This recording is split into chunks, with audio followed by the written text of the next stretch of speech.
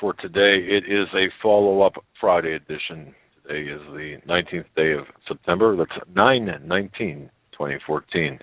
I'm Doug Hagmann, co-host with my son Joe Hagmann, fellow investigator, researcher. Together we are the Hagmann and Hagmann Report. Folks, you're about to hear an incredible 3-hour programming, 3 hours of unbiased and uncensored news, information, and analysis. Information that you need to know in these perilous times in which we live.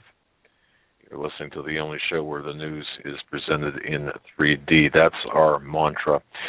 We broadcast live each and every weeknight from 8 to 11 p.m. Eastern. You can find us on the internet at hagmanandhagmann.com. That's hagmanandhagmann.com. We're also simulcast by the Christians United Broadcasting Network. I want to thank you there. You can tune us in at the hagmanandhagmannreport.com, not to be confused with our home base. Thanks for joining us. Thanks for your belief, your trust in us, and thank you for deliberately tuning in to listen to our program. Tonight we've got a great show for you lined up. The first hour, we're going to have two guests. Well, actually, we're going to have Steve Quayle interviewing Jeremiah Farrell. It's going to be a fantastic interview. And then the subsequent 2 hours, of course, we're going to have open lines and analysis of news and information. Joe, welcome to the studio. It's great to have you here. And yes, it is. And we do have here with you together. We do have both of our guests on. I'm going to bring Mr. Steve Quayle on his website, stevequayle.com. And I'm going to let Steve bring on Jeremiah. Steve, welcome to the Hagmann and Hagmann Report.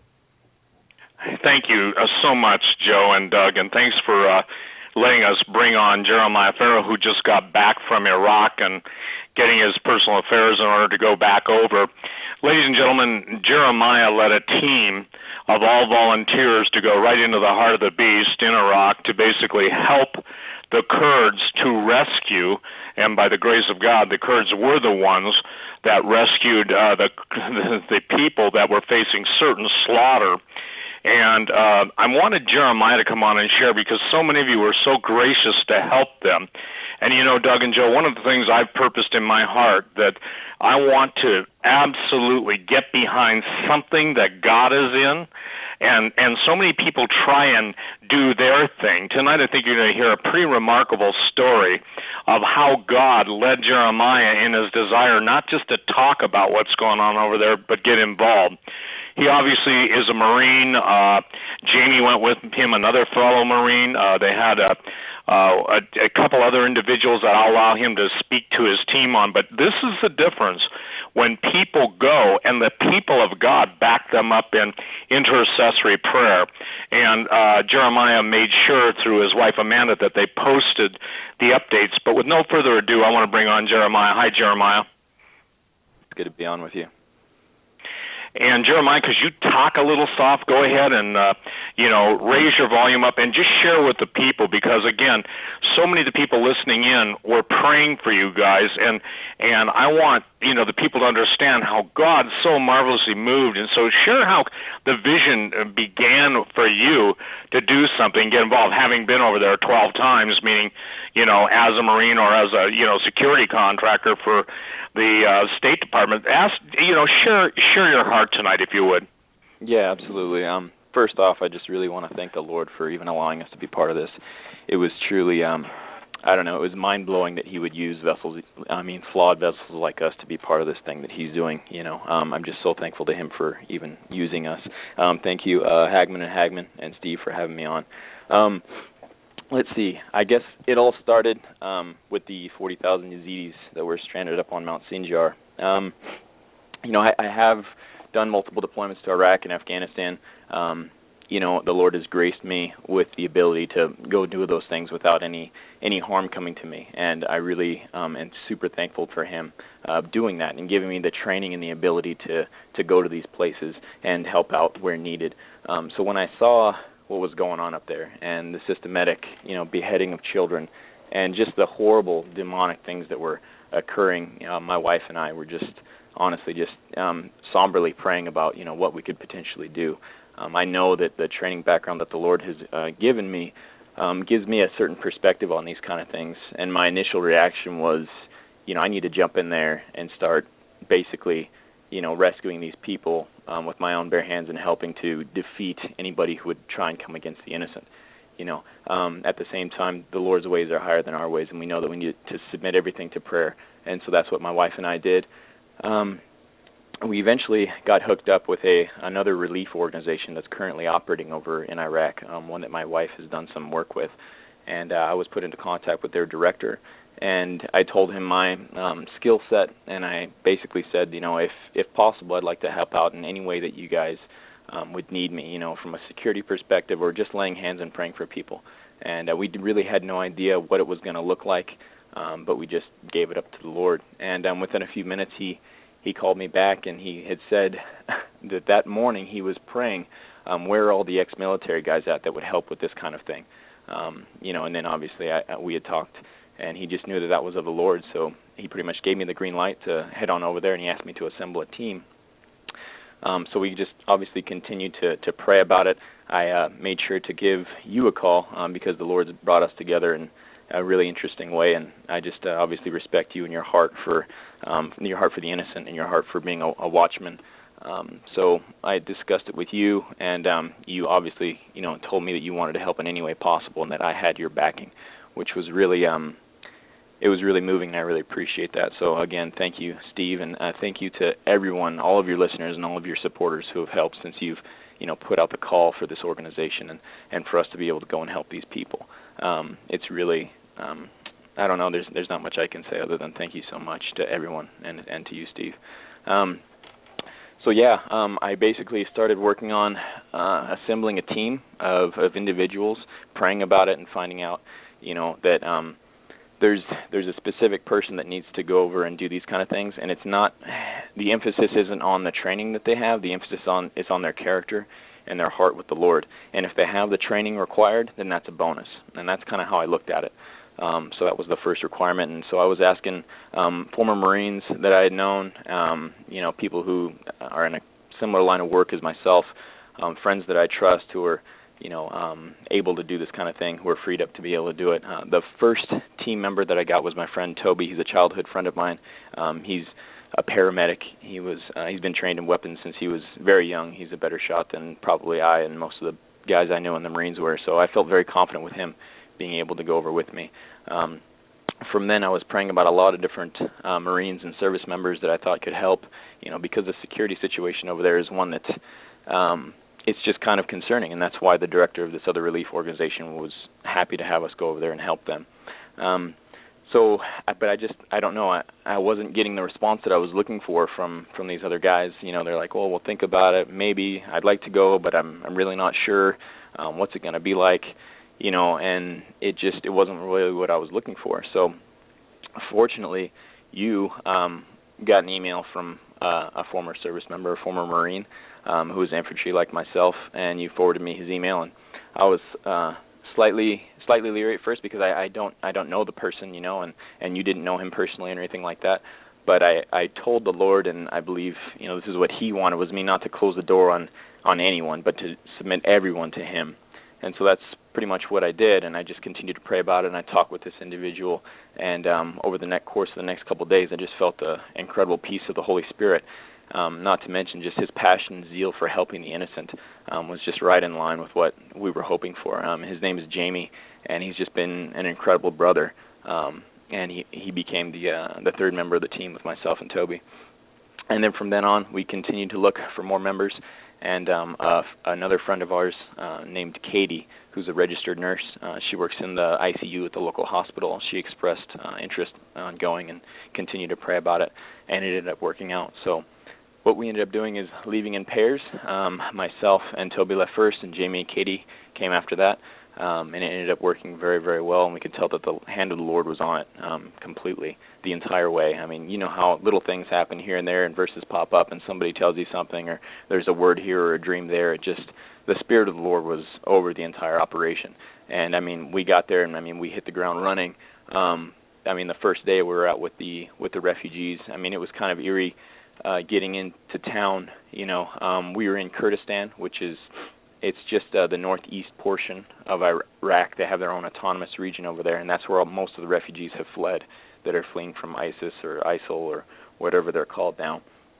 And we got into town, and as we were driving, we just started to see masses of tents all over the place. And I mean, there were thousands and thousands of families that are just, in the actual city itself and on the outskirts and just all over Kurdistan, because they've been friendly and they've been, defending them. They maintain a good security perimeter to protect these people. They give them aid when they can. Obviously, there's 500,000 or more of these refugees. So, I mean, the government does what they can, but they can't help everybody. And the ones that they do help, it's kind of few and far between, just because they don't have the financial backing that a country such as America does. But there were refugees everywhere. We went out and started helping a local Shebek refugee camp. It had, maybe 100 families.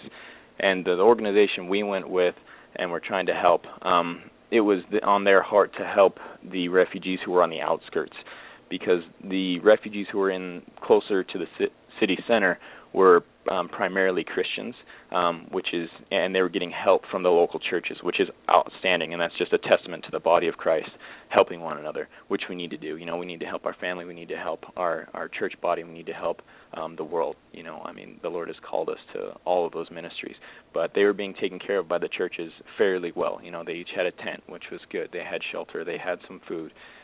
So they were going, the organization that I'm speaking about, we were going out to the outskirts to do our best to help those who weren't receiving help. And,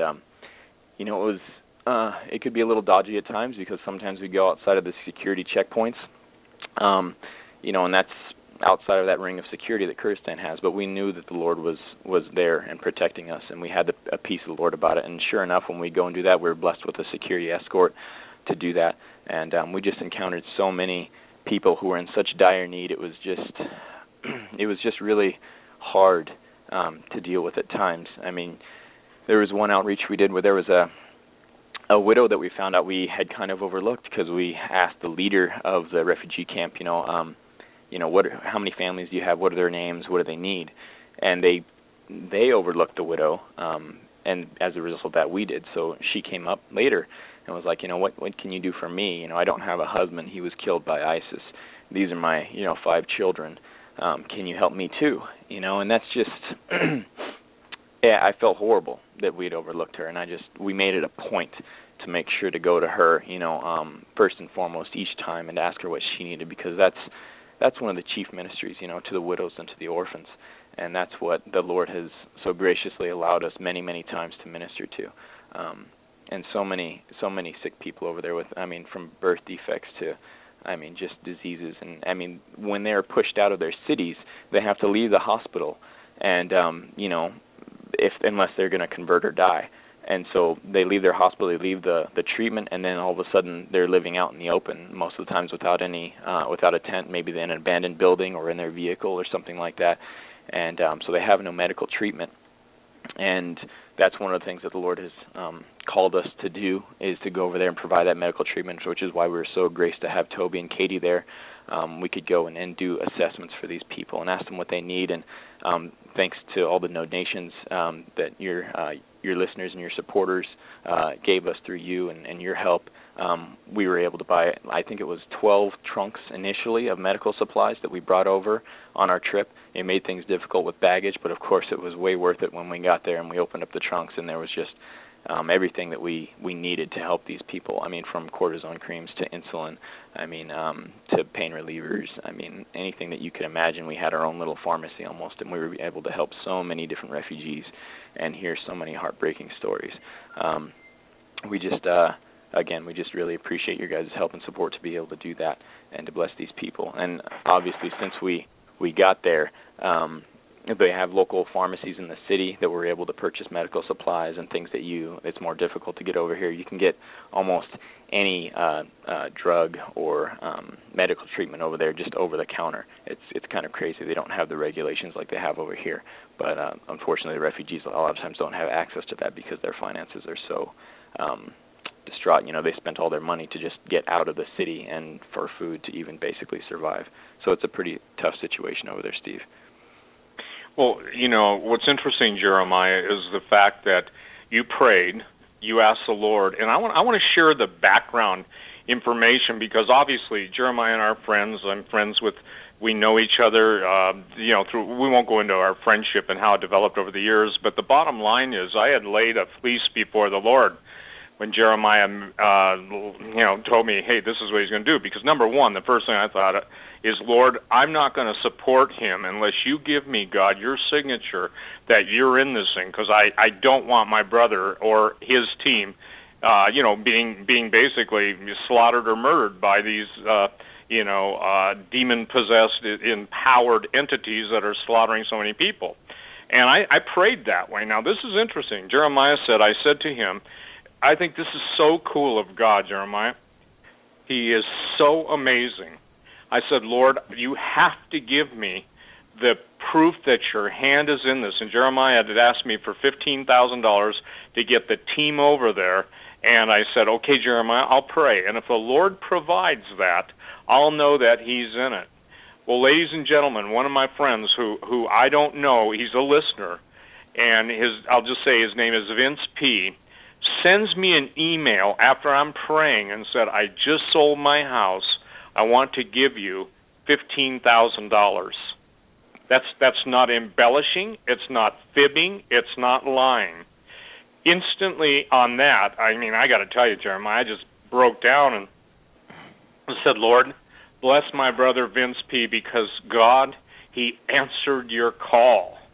And I guess tonight, ladies and gentlemen, I'm laying the supernatural background that, and Jeremiah, I'll be blunt with you, had the Lord not done that, I couldn't have gotten involved, because I had to know that you guys were being led of the Holy Ghost. Not that I didn't believe you were, okay, but I had to know that I know that God was in it, and that he'd protect your team, and that you guys would be anointed to go in there and break the powers of darkness. Now, ladies and gentlemen, when we give it right back, I'll give it right back to you, Jeremiah.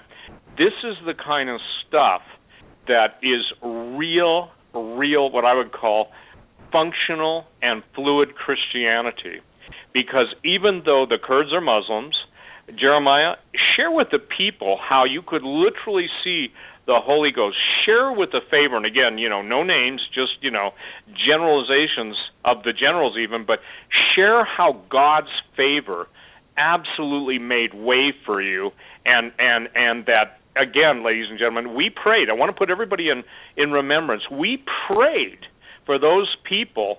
I don't remember, Jeremiah, if you were still in country or it's after you were there, but we were praying that God would absolutely supernaturally bless the Kurds, because they were the only ones, and I want to make this clear, they were the only ones that came to the aid of people, 40-some thousand people that would have been slaughtered. Is that accurate, Jeremiah?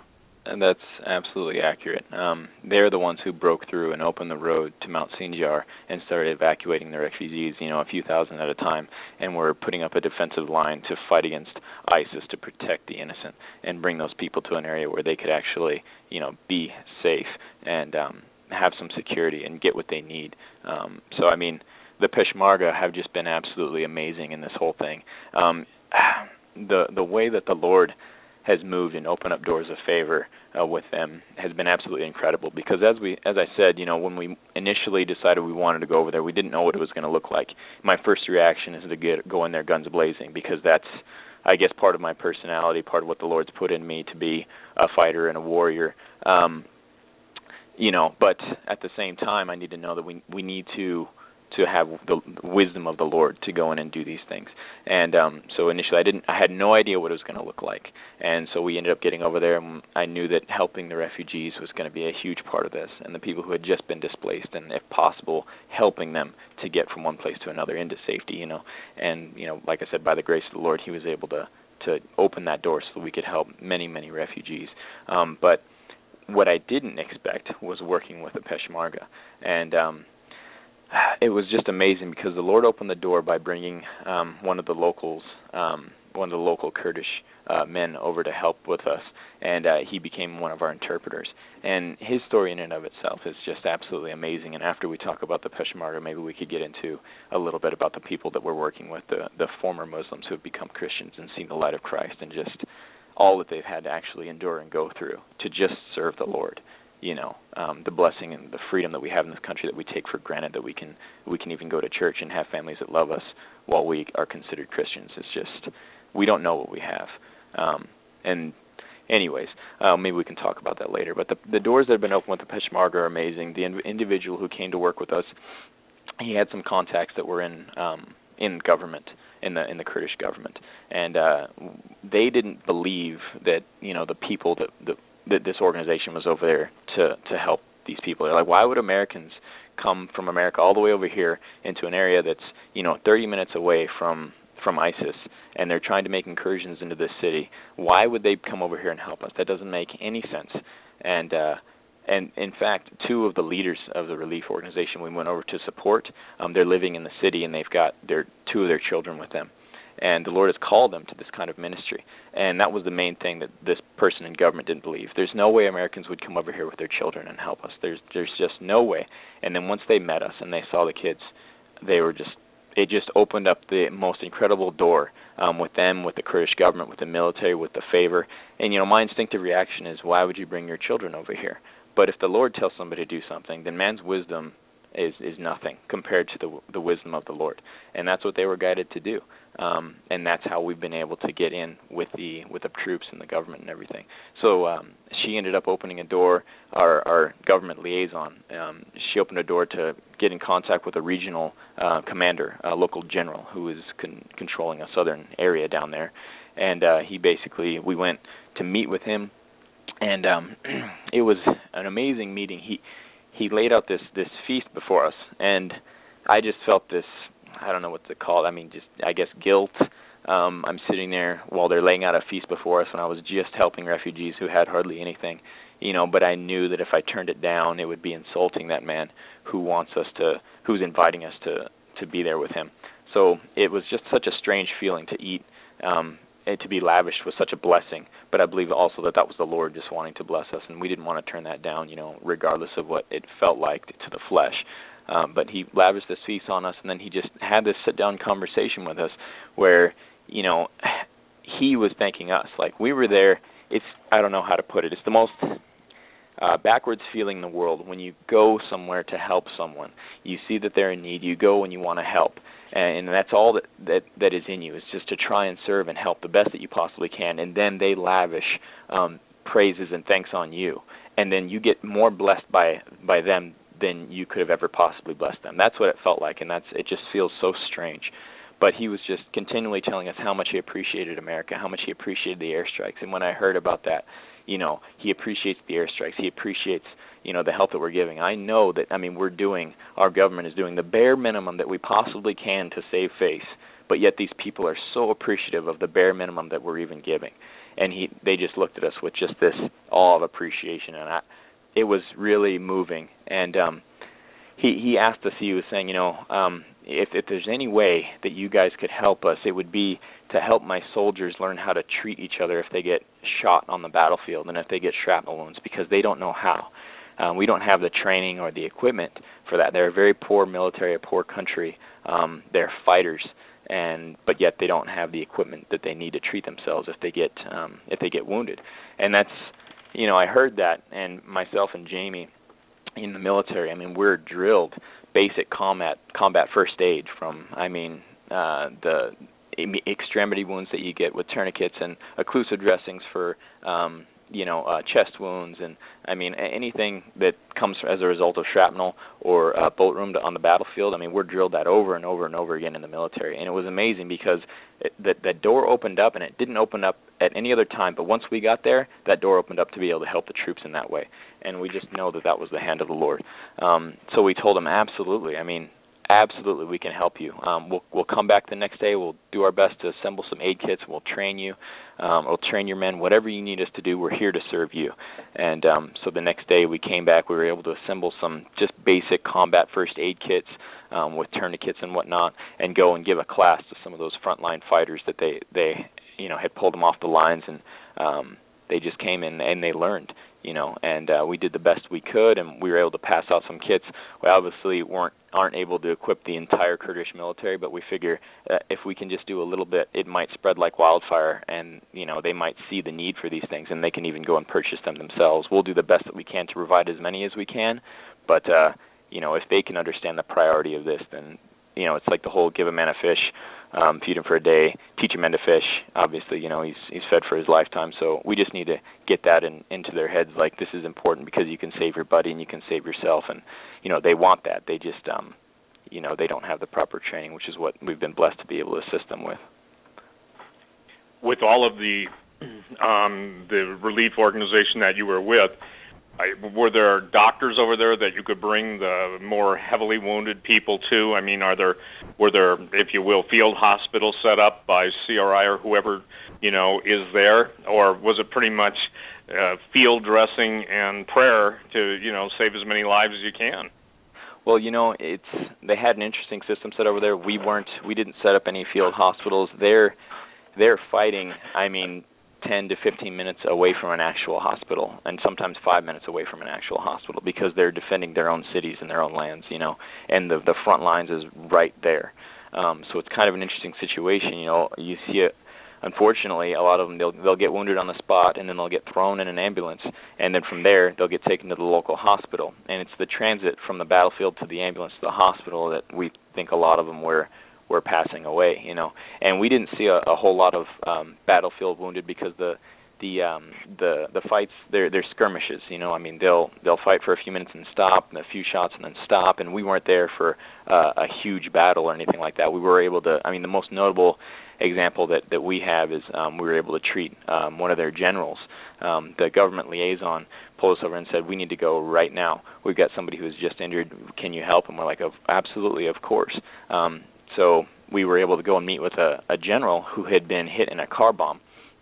And it wasn't a car bomb. His vehicle was blown up by a suicide bomber.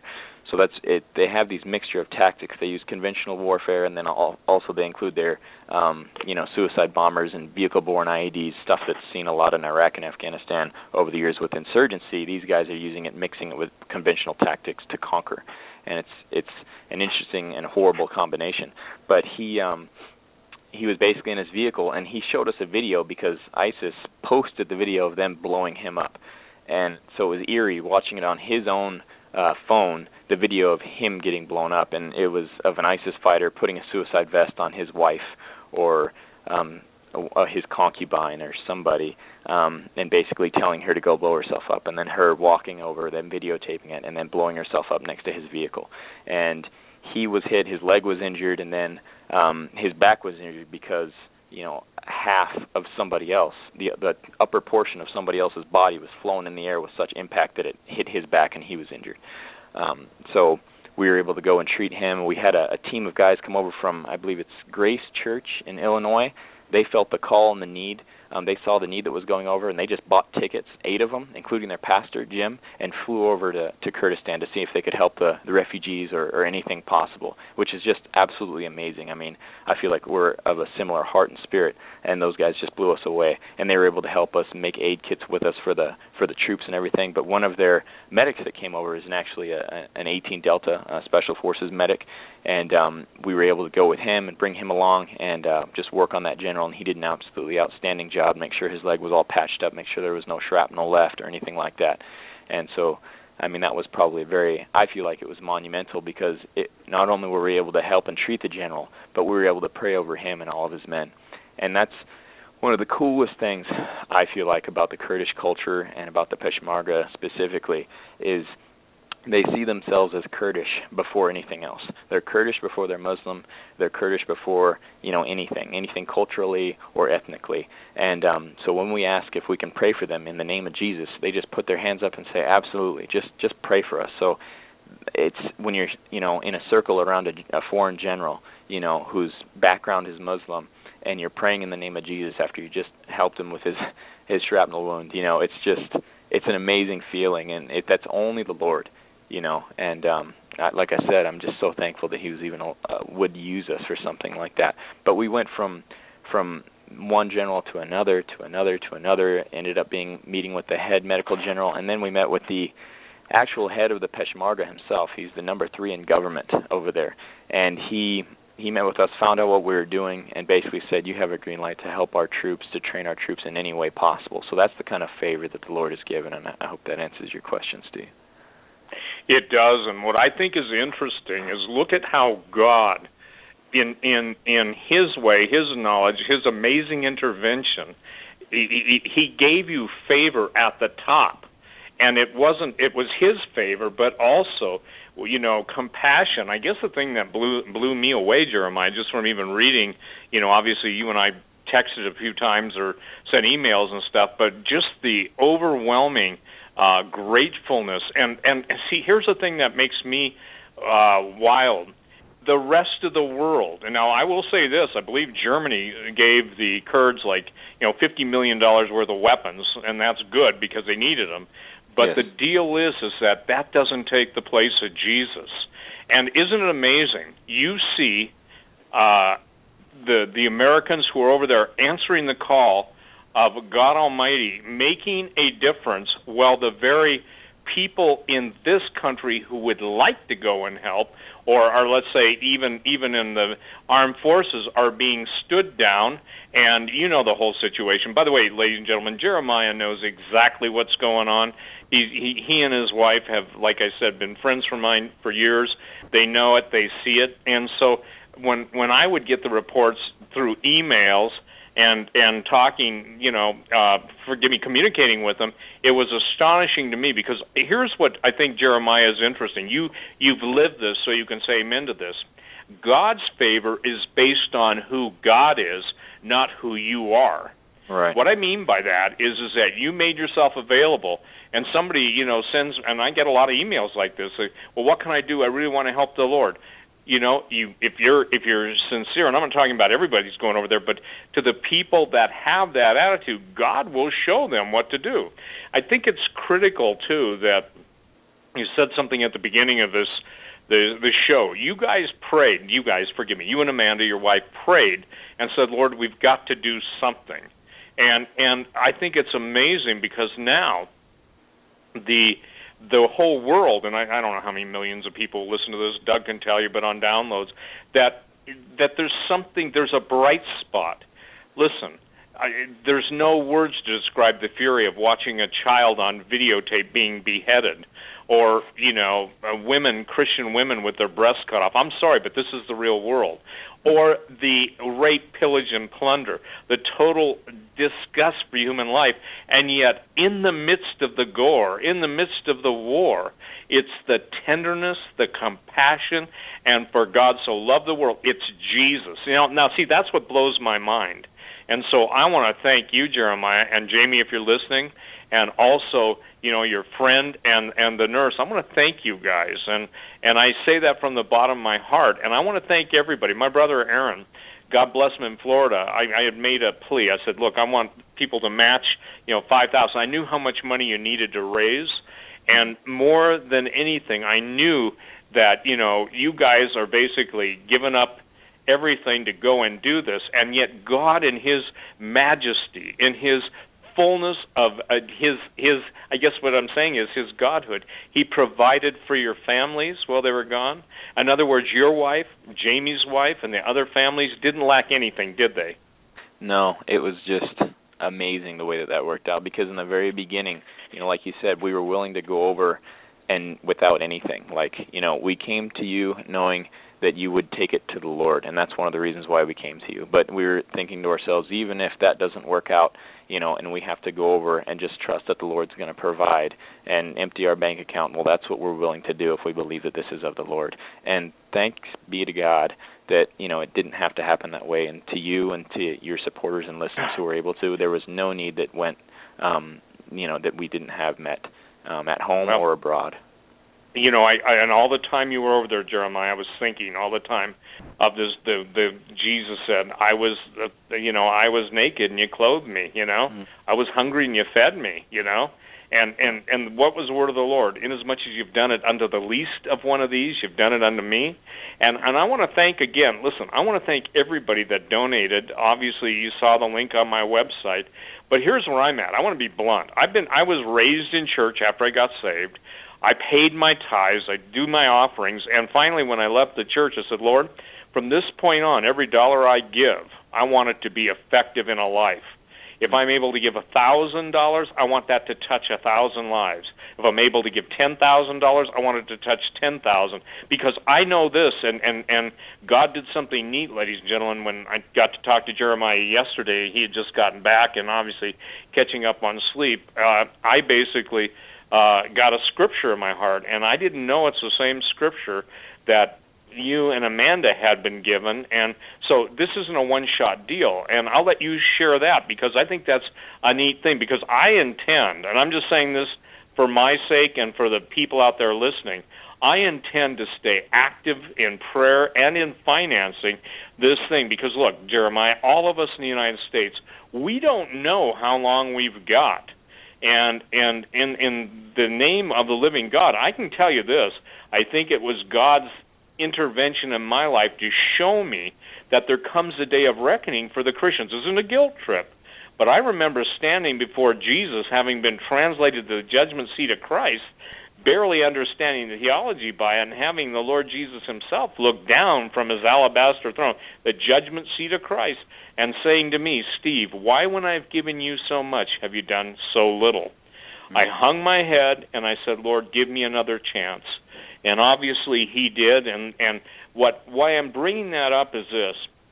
I'm not interested, and I want to say, I'm speaking from my heart now, I'm not interested in putting another coat of paint on a building. I'm not interested in having a brick in somebody else's foundation.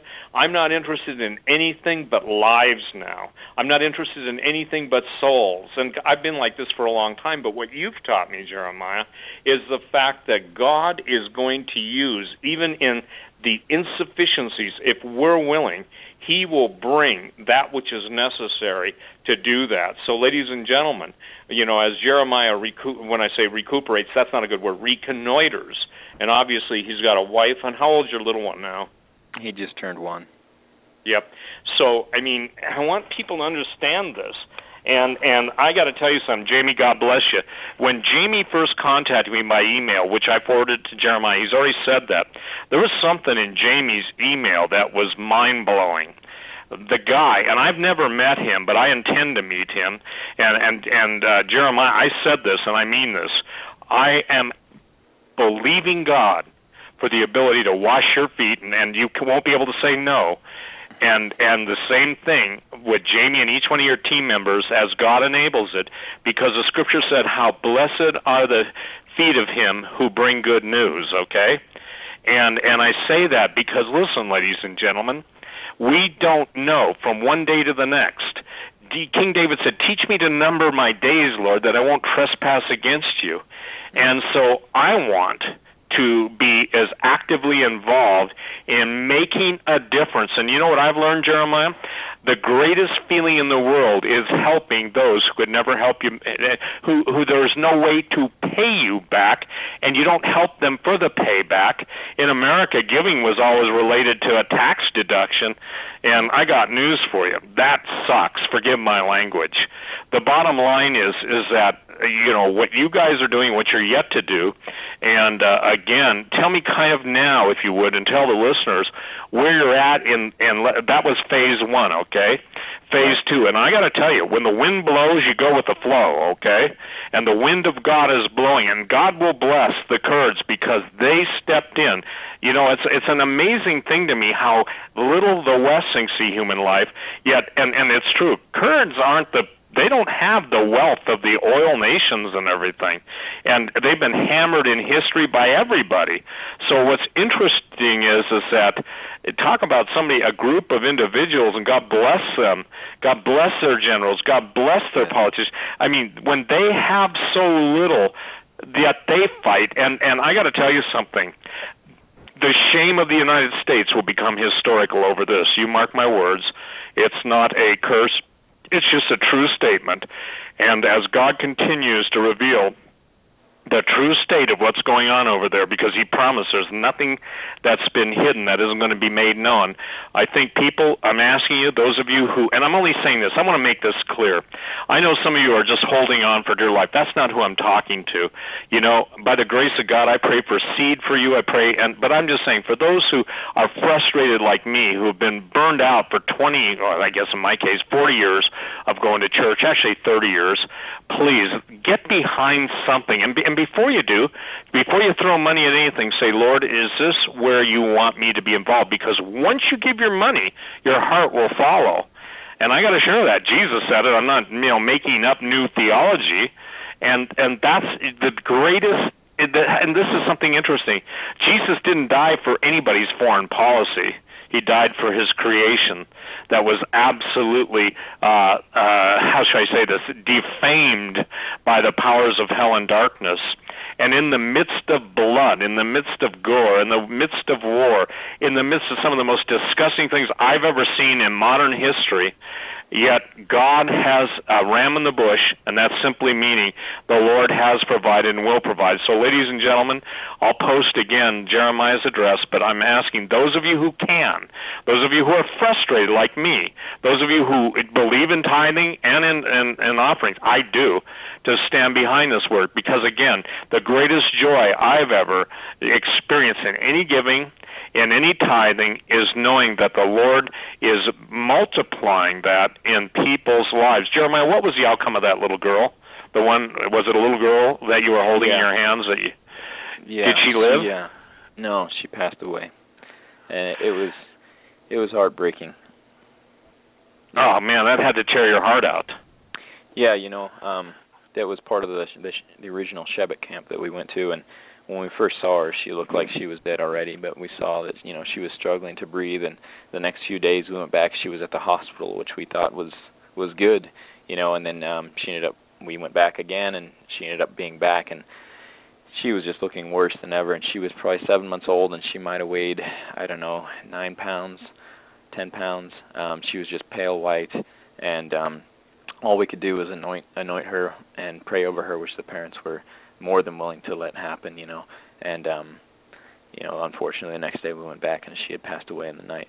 So it was heartbreaking, but with those heartbreaking stories, at the same camp there was a young man who was brought to the Lord. He was saved, and that's just mind-blowing to me, because of the cultural divide and everything. He spoke a good amount of English, and we believe that I saw this, I don't know what you want to call it, dream, vision, whatever. We were praying for these people, and there was just this closed door. And everything that we were doing and praying, the door, it just kept bouncing off the door over and over again. And then I saw this key, and the key went in and opened the door. And the key was the young man that was saved. And I didn't know that he was saved until later. I said, I was telling the group of people that we were working with, I saw this key, and it was this young man. His name's Mustafa. And they're like, he was just saved. Last night he professed, the Lord Jesus, and asked him to save him and come into his heart. And I was like, oh my gosh, that's just absolutely amazing that the Lord would communicate to his people and just show that, and that, out of death comes, there's life, and I don't believe it's just life for that one young man. I believe that entire tribe is going to be saved as a result of him coming to the Lord. And just prior to that, a couple of weeks prior to that, there was a young boy with a clubbed foot who his father brought up. He couldn't even walk, and the team was able to pray for him. And it was like about 2 days after I got there, the kid came up, and basically the father brought him up and showed him running. He was running. It was a supernatural, miraculous healing of the Lord. And, it's not like things are happening, 5 times a day, 10 times a day constantly, but the seeds are there, and we're starting to see the blooming of the fruit of his Holy Spirit and his supernatural healing on these people, and it's just absolutely amazing. What's phase 2 now? What are your plans? What are you believing for? Okay. And again, when you sent the email, you can buy everything over there except what? The compresses? Yeah, the tourniquets. So, like I said, we're trying to build aid kits. We've assembled like 300 so far for the Peshmerga, because the door's been open to actually go and train their frontline troops on how to do basic combat trauma first aid. Basically, it's blood stopping. That's the key, is to stop the blood, and then also if there's a chest wound, occlusive dressings and stuff. But we can get the majority of all the pressure bandages, the occlusive dressings, all of that, the gauze over in Iraq at the local medical bazaars, and it's pretty cheap over there. But the one thing that we can't get, that many of the soldiers had never even seen before, were tourniquets. So basically we're trying to get donations to buy bulk tourniquets and then actually bring them over either in trunks as we return, because we're planning to go back Toby and Katie are still there, and then we're planning on hopefully having another team, maybe if more people go back and do more. But phase 2 is possibly establishing an actual organization over there. What we're doing right now in Amanda's blog is Fight the Good Fight 91.com, and that's just been doing great. People have been finding updates and everything on what's been going on, but we're actually looking at starting a nonprofit of our own because we've been working under the umbrella of this other relief organization. They've been amazing, but we're looking at potentially being able to set up our own organization over there, and possibly having basically one here and one over there to do the best that we can to help the Peshmerga, to help the refugees in any way possible. And as of right now, the main need is the tourniquets for the kits, for the aid kits. So we're working on, like I said, getting those in bulk and bringing them over, or possibly just having them shipped over. Share the difference in price, what they sell for versus what you can get them for, and basically how many kits do you want? I always find that if I can ask the Lord, I say, Lord, and here's how I do it, and I mean, this is just me, and I'm not saying you have to adopt it, but if I have a need, like, let's say I see a need for 1,000, let's say, tourniquets, then I say, Lord, because of that, that's what I see, but I don't see what you see. Give us whatever is necessary for the amount of tourniquets. So let's just say this. Let's say God touches somebody's heart tonight, and I pray He touches a lot of hearts. I mean, how many kits? What would a complete kit cost? And let's say, how many would they be? How many would you like to see? I'm just talking about, right now for the troops and stuff. Right. Let's see. Depending on the price, including the shipping for the tourniquets and everything, they range from, like the tourniquets themselves, we can potentially get them as cheap as $6 a piece, but the shipping, because it's coming from a long ways away, is like, it's like $3,600. So it works out to right around $15 to $20 for each kit. I guess I'd say $15 to $25, depending on what medical supplies we're able to get in country and everything. So $15 to $25 per kit, and the initial goal, I would like to do 5,000 kits for the soldiers. And the only reason I come up with that number is, like, I was in the Marine Corps. We had 200,000 Marines. There's 200,000 Peshmerga. Basically, their entire military is the same size as the Marine Corps. And you take about 10% of that, typically, is an actual fighter who's on the front lines. So say there's 20,000 actual fighters. Well, if we can get 5,000 kits assembled and ready, then that means hopefully, we can get one for every 4 soldiers. And that would be absolutely outstanding. In the American military, we have one for every soldier, one for every Marine, or actually multiple ones, because if yours gets messed up, you can go grab another one. We don't understand how blessed we are. But if we could get one for every 4 over there, that would be amazing. Then let me ask you this about food. Is food available with the money to feed the refugees? Yes, the food situation has been fairly good. The Kurdish people they're amazing, and they're very generous. So, there have been many times when we've been out helping refugees, and a truck pulls up, and it's some wealthy Kurdish man who just wants to give food to the refugees, and he's got a truck full of food, a truck full of grapes or something, or somebody pulls up and just starts handing out money here and there every once in a while. So, the generosity of these people, it's mind-blowing. Obviously, there's 500,000 or more refugees, so they can't help everybody, but every now and then, we've seen that, and it's been amazing. So when there has been a need for the food, yes, we've been able to pass that out, but it's been pretty good. The majority of the need is, medical treatment for the refugees, and honestly, if they could get some kind of counseling, my wife's heart is for that right now too, to just even be able to talk and pray with them about what they went through, and that we've been able to do a little bit of that. But I'd say the immediate medical need is medical. The immediate need would be medical for the refugees. But just like I said, the generosity of the Kurdish people are amazing, and they've been able to help out with a lot of the basic necessities, a lot of the food and water and stuff like that. So we've actually been able to focus on, things other than that mostly, which is pretty incredible. When you told me about their generosity, immediately I thought, give and it shall be given unto you, good measure pressed down, with what measure you give.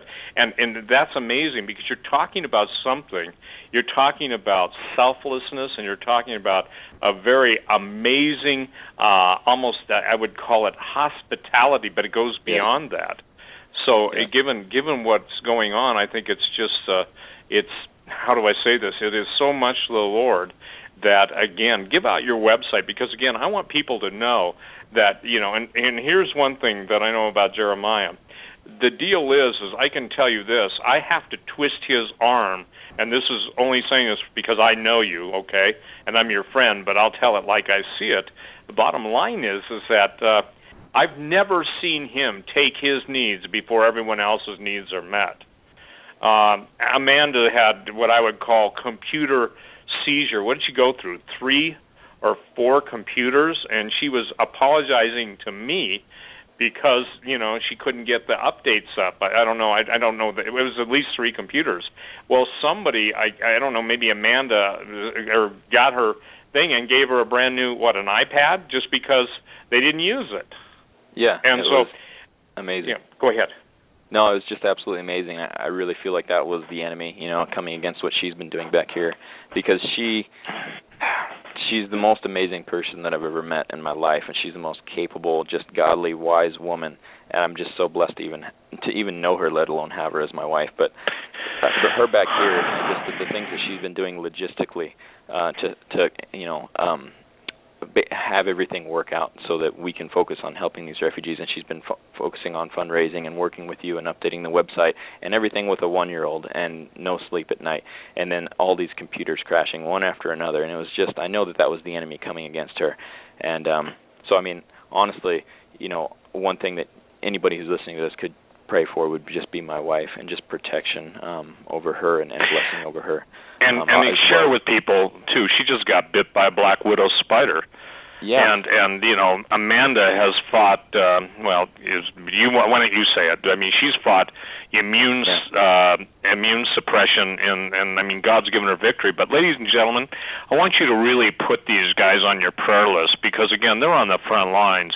And I explained Jeremiah. I explained you to somebody today. You'll appreciate this. I said Jeremiah is a guy that deep. You see the surface level of the water, and it's really smooth. You're probably the most I would say this, you don't get easily excited, but man, I know you're going 8 million miles an hour underneath the surface of the water. That's a compliment. So, I'm telling you this, he prays about stuff, and again, Jeremiah, I'm just blessed to be able to know that you guys are doing now, because I'm going to get emails, and you'll probably get emails. If there are people that are, believers in the supernatural power of God and the military, they have military active duty training, share kind of what the requirements are, and if there are doctors that are retired that want to go, military doctors or whatever, there are people that would go, and in lieu of being able to go, if you have the ability to help them. I talked to one of my friends today who's, in multiple sclerosis, very sick. He asked me to pray for him. He's going to have to go in the hospital again, and the man's battling for his life. God bless you, Lloyd. And the deal is that he helped you guys. He gave $500. Wow. So the thing is that, I just got an email, and I want to share this. This is from, I don't think he'll mind, is Rob in Michigan. He said, I am envious of what these blessed folks have done. Where can I send 25 of these? And he's asking, and I just sent this to you, your email, but he's looking at tourniquets and everything else. So here's the thing, though. I think this is a true statement. Correct me if I'm wrong, but when people send you money, you've already looked and you know the best places to get stuff. So isn't that the easiest way? And it's not that, again, ladies and gentlemen, you have to twist Jeremiah's arm. You have to twist Amanda's arm.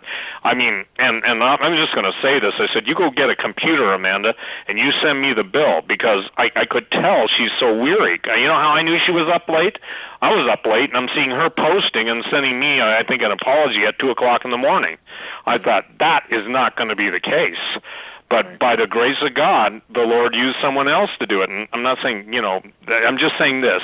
If each one will do what they can, people will be, at the end of the day, going, wow, look what the Lord has done. Isn't that a fair statement? It absolutely is a fair statement. And like I said, I can't give enough thanks to Amanda and to you, just for the work you guys have been doing back here, because yes, some people are called to go and do these things physically overseas and are able to do that, and others are called to support financially, others are called to support logistically, and that's the amazing thing about the body of Christ working together. And I'm asking people to stand with us, just like it says in Ephesians, having done all to stand. The time is over. I battled it in my life, the lukewarmness. The Church of Laodicea, that's us. And we need to stop that. We need to be able to get up and actually make a difference for the Lord and stand up for His kingdom. And, it shouldn't be our motivation, but standing for Him, you'll be rewarded for it. And I know that's the case with you, Steve, and thank you again for all your help. And, so the website is Fight the Good Fight 91, as in Psalm 91, fightthegoodfight91.com. And we've looked up the prices for the best prices and worked out deals with companies to do, get the most good and are able to buy things in country because it's so expensive to ship it over. So we're mainly focused on the tourniquets right now, and hopefully we can get our own organization, like I said, set up over there, a nonprofit NGO working with the Kurdish government. That's what we're working towards. That's phase 2. And like you said, if there's people who want to help, they can basically get a hold of us on the website. And the training, the tactical training, the combat medicine, doctors and nurses, that stuff is so incredibly useful, and that's obviously what we're looking for. But the main thing above all that training is solid, grounded character in Christ Jesus, and that's, I guess that's what I have to say about that part of it. But thank you. And Jeremiah, I look forward to seeing you and Amanda and your little person next week, the Lord willing. And ladies and gentlemen, again, I am so grateful for what the Lord has done. Jeremiah, thank you. Thank you, thank you, thank you. Because so many people are frustrated with not being able to help, and you guys provided a vehicle to help. God bless you, my brother, and I'll see you next week. Bless you, Steve. Thank you. Bless you, Steve. Bye-bye, Doug. Thank you. Bye-bye. Thank you, Steve. God bless. Jeremiah, stay right there for a moment if you can. Absolutely. All right. All right, ladies and gentlemen, we have with us, as you just heard with Steve, Jeremiah Farrell, and his website, fightthegoodfight91.com. It's linked off of Hagmann And Hagmann.com. And I just want to, the reason I wanted you just to stay for a second is because this is so amazing what we just heard for the last hour. Here you are, and folks, you can read about the team, about what you can do, about what's being done, about the mission. It's all laid out at fightthegoodfight91.com. Jeremiah, just to be clear, you are working as a diplomatic protection specialist for the past couple of years. You were on numerous deployments in Iraq, trained numerous tactical areas in trauma medicine and so on. You got out and went back.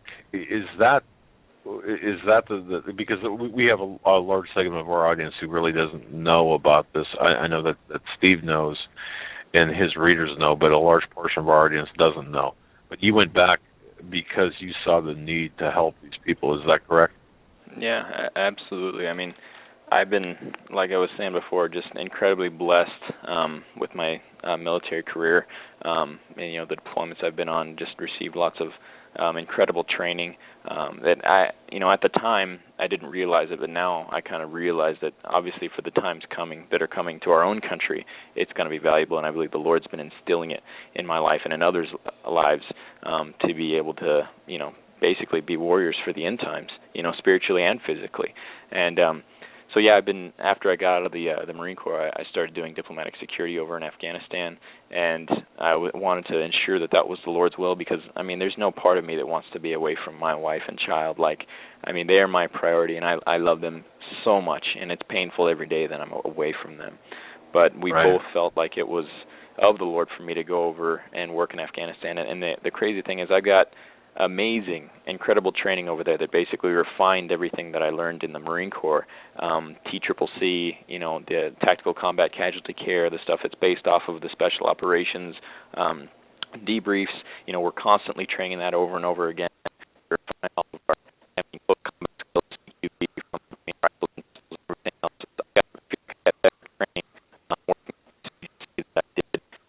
It doesn't, Jeremiah?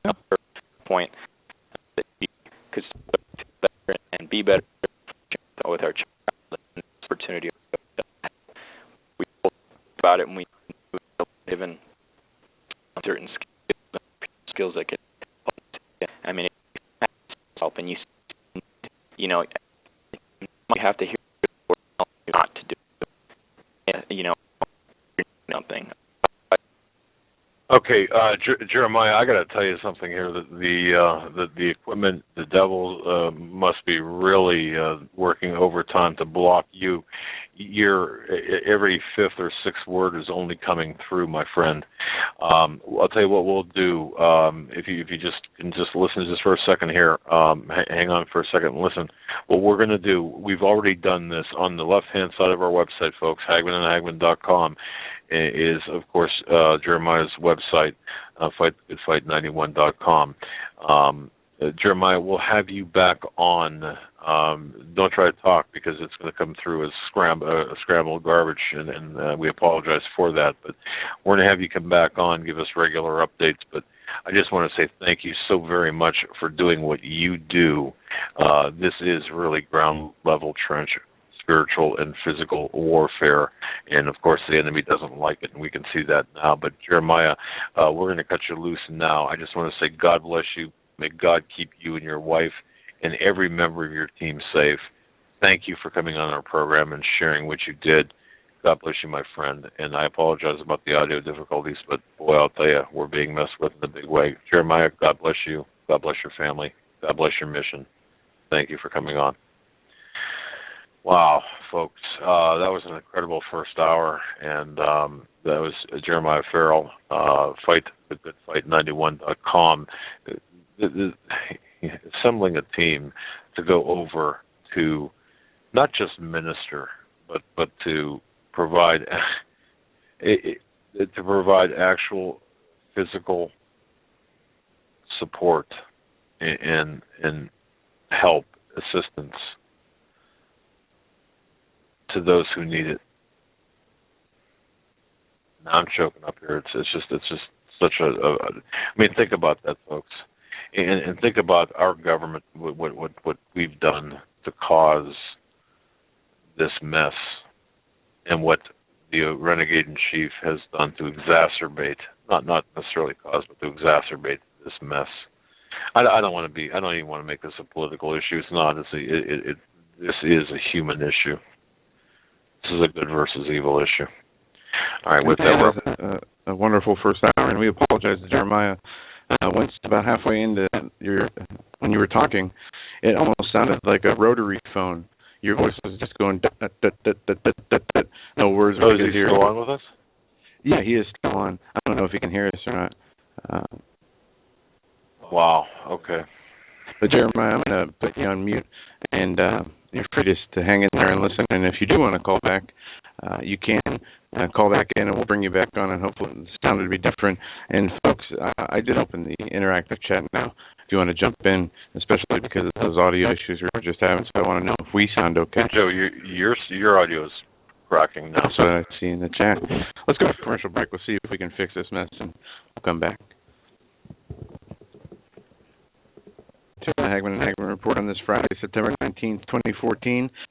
We do still have with us Jeremiah Farrell. I'm going to bring him back on because we did get rudely cut off there by a sound distortion issue. Jeremiah, are you back with us? Can you hear me okay? It's better. It's still a little choppy. Okay. Yeah, for some reason, my house phone started malfunctioning, so I gave you a call back on my cell phone. I hope that's okay. Well, it's no coincidence we have sound issues and audio interference problems always when important and guests come on, and it was just odd the way that happened. It really your voice started to sound like a dial tone, the way it was distributing your audio, very systematic with no words, just sounds. But it's a little choppy now, but we can still hear your full words, so we do apologize. No, it's no problem on mine. I'm just blessed to be able to, talk to you guys at all, so. All right.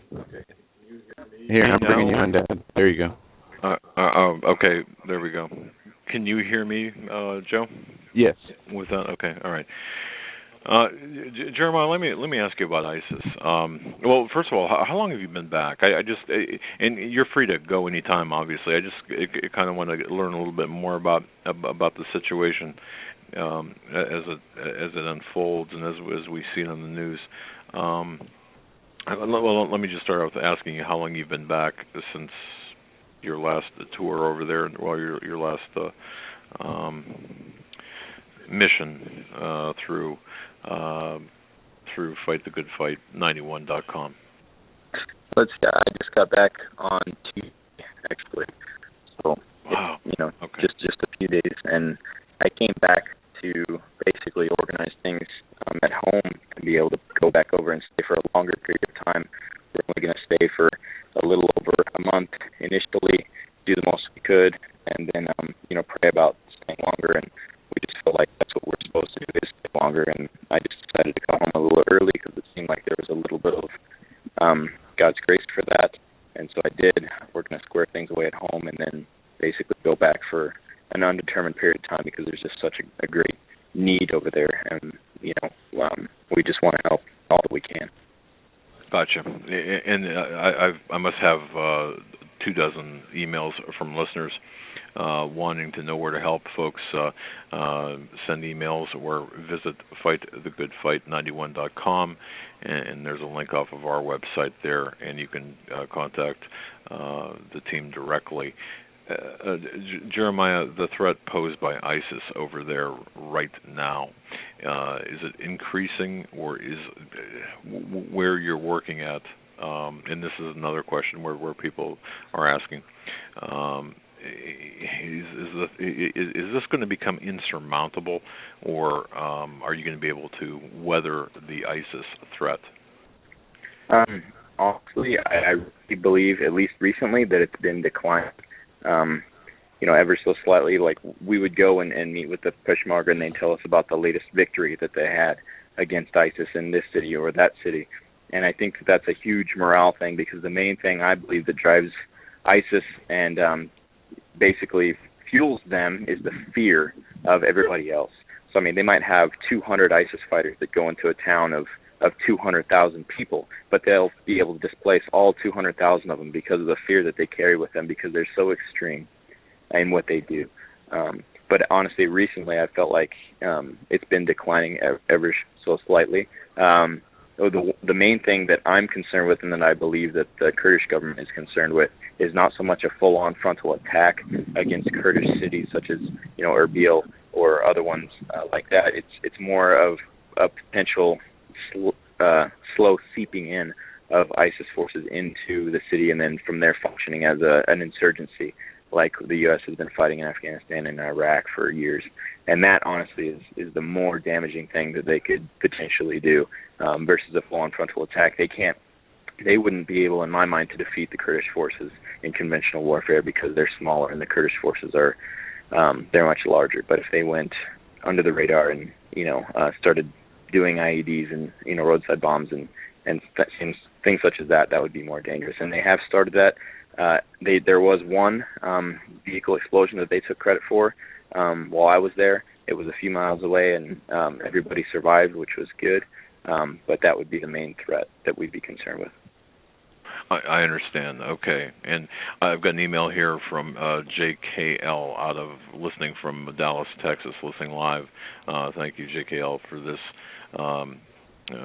this question.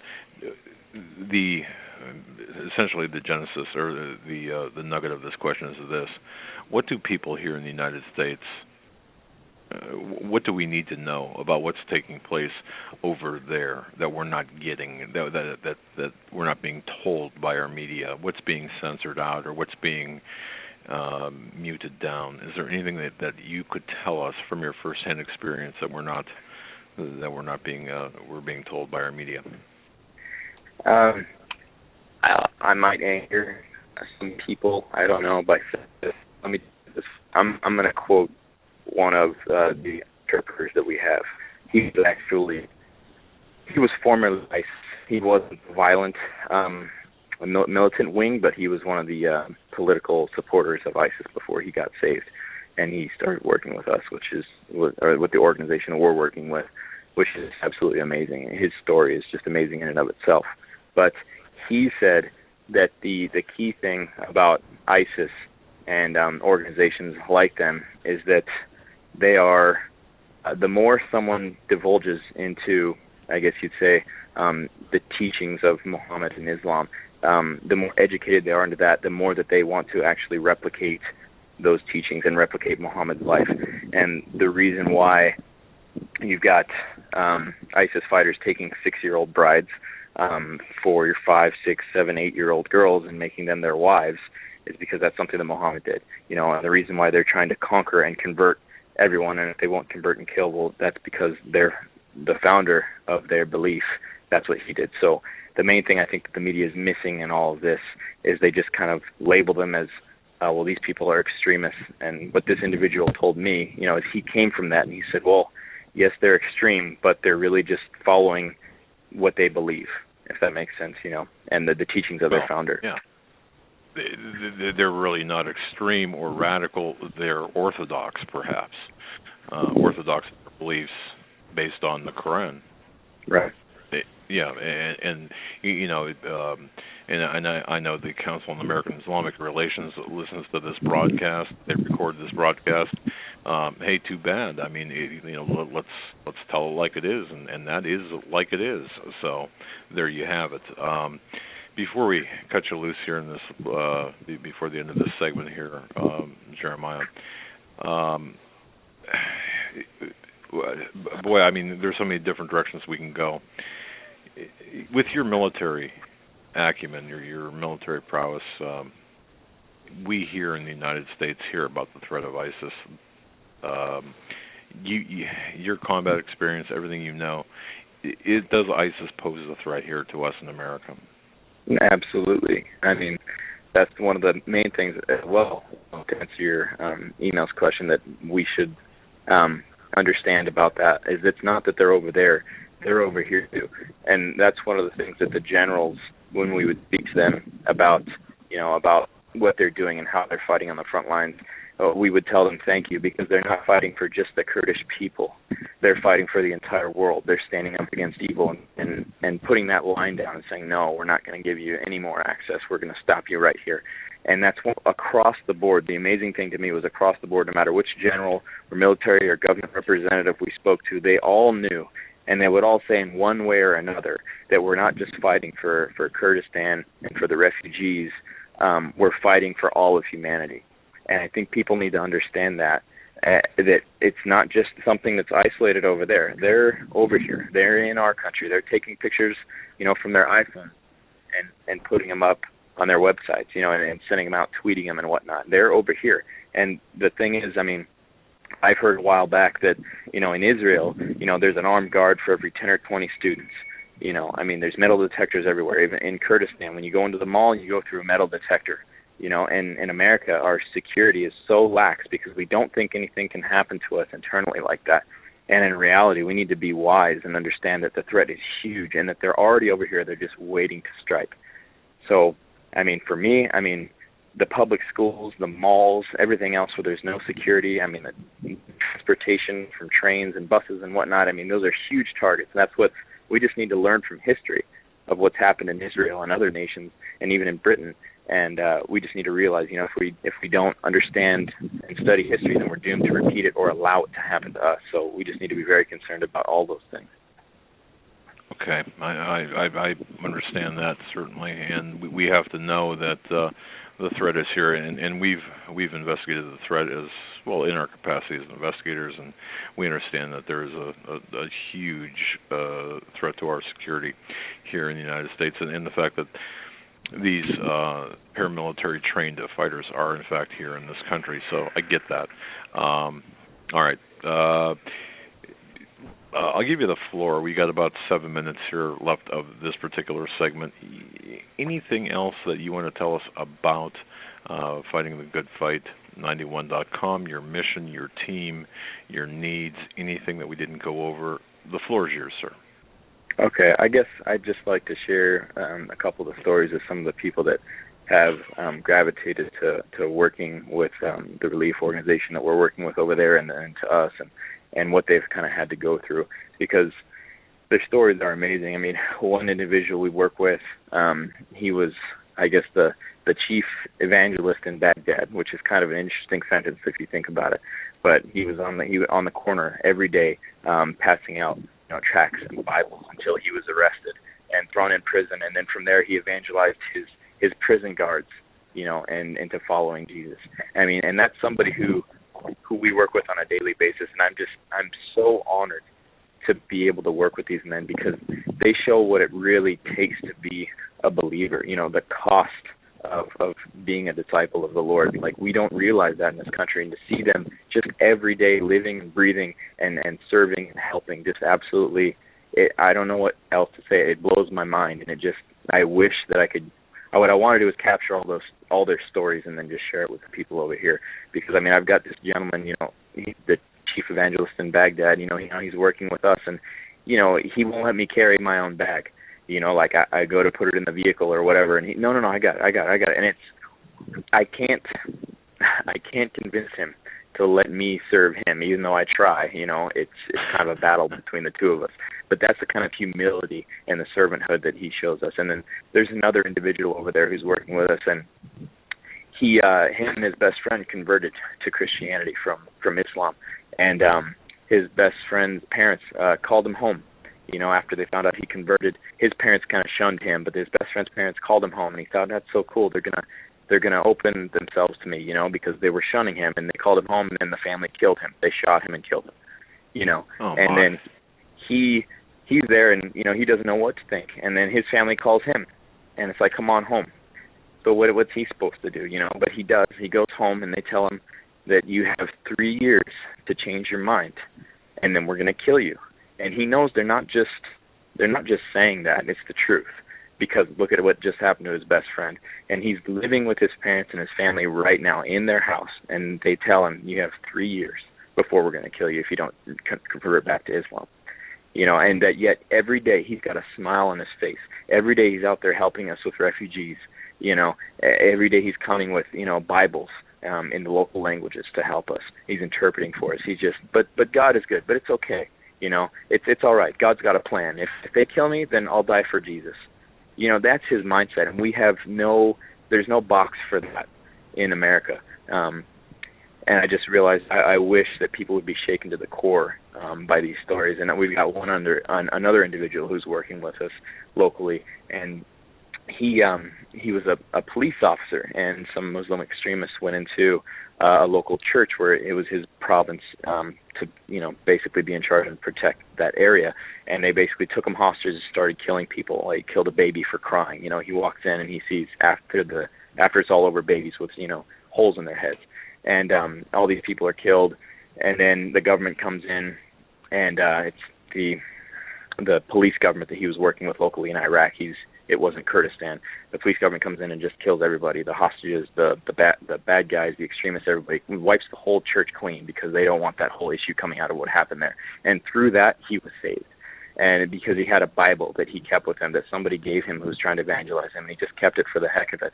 And he looks in there and he says, he sees the scripture where it says people will come and kill you and persecute you and think that they're doing the will of God. He saw that and he was like, oh my gosh, that's what these extremists are doing, and they think it's the will of God to kill these people. And that moment he became a believer in Jesus, and then his family disinherited him and cast him out, and now he's over here working with us, and he can't find a wife because his name is Islamic, and he's a second-class Christian because he wasn't born a Christian, and everybody treats him second-class in that culture if you weren't born a Christian, because they have a severe mistrust of converts because they've been burned so many times by people who say they've converted but haven't really, and then have killed people in the church.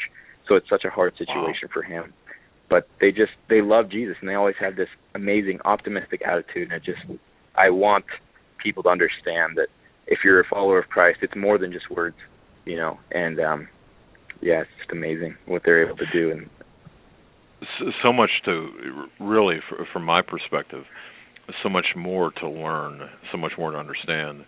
The story about the young man being murdered by his own family for converting to Christianity, I do suspect that happens more frequently than we're told. And I do suspect that, well, it's already happened here in America, and I think that the numbers will begin to rise as the spirit of darkness does take over our country. But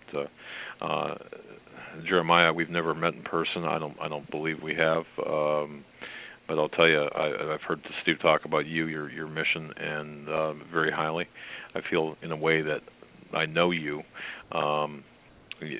More so than you know me, but I feel like I know you, and I certainly endorse what you're doing, and we support what you're doing, my friend. I just want you and your wife, your team, to be careful in your needs, along with your donate button is on your website, or on the website that we have linked, fightthegoodfight91.com, just so people can go there and either make donations or see what you're in need of.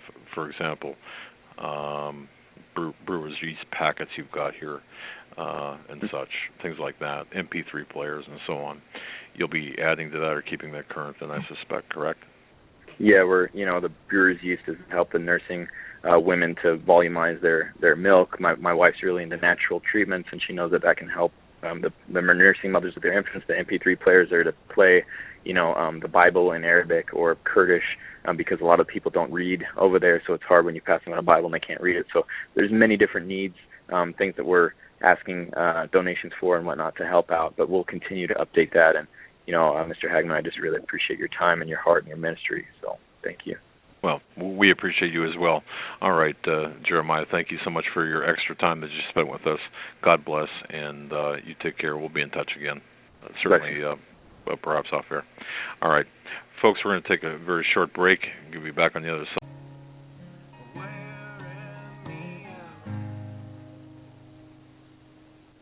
All right, folks, welcome back to a follow-up Friday edition of the Hagmann and Hagmann Report. Again, this is the 19th day of September 2014.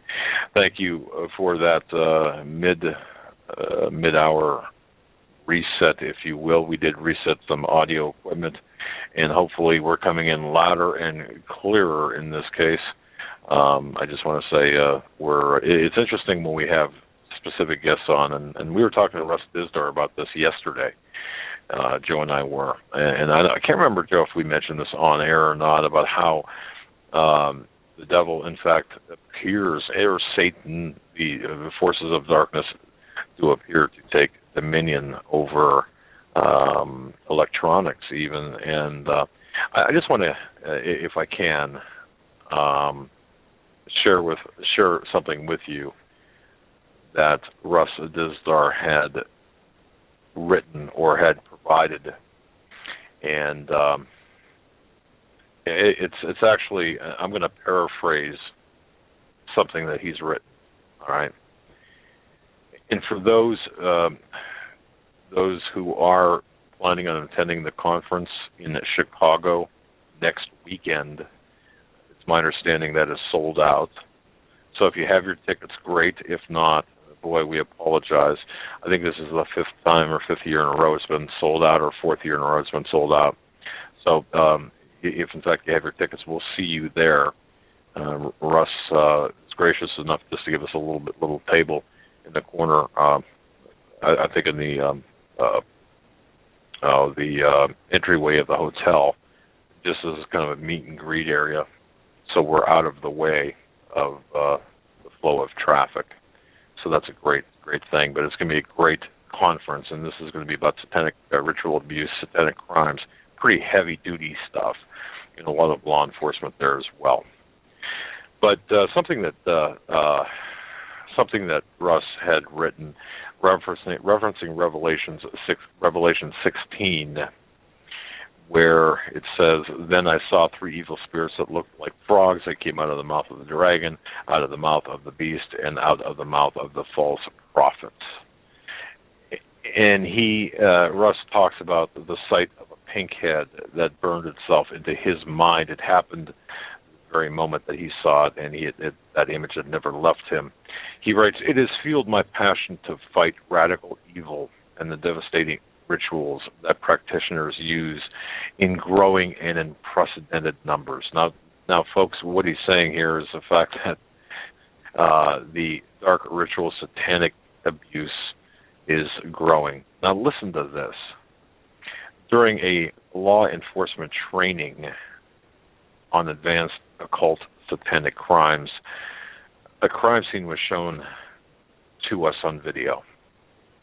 A girl, most likely a runaway, was drawn into a party. She was taken by force and ritually abused and sacrificed. Now, this is going to be a little bit squeamish for some people, or this might cause some people to be squeamish. This teen girl's facial and head skin was peeled off, and then they cut off her head. The crime scene video picture only revealed what was left, just her skinless, hairless head, only a pink head.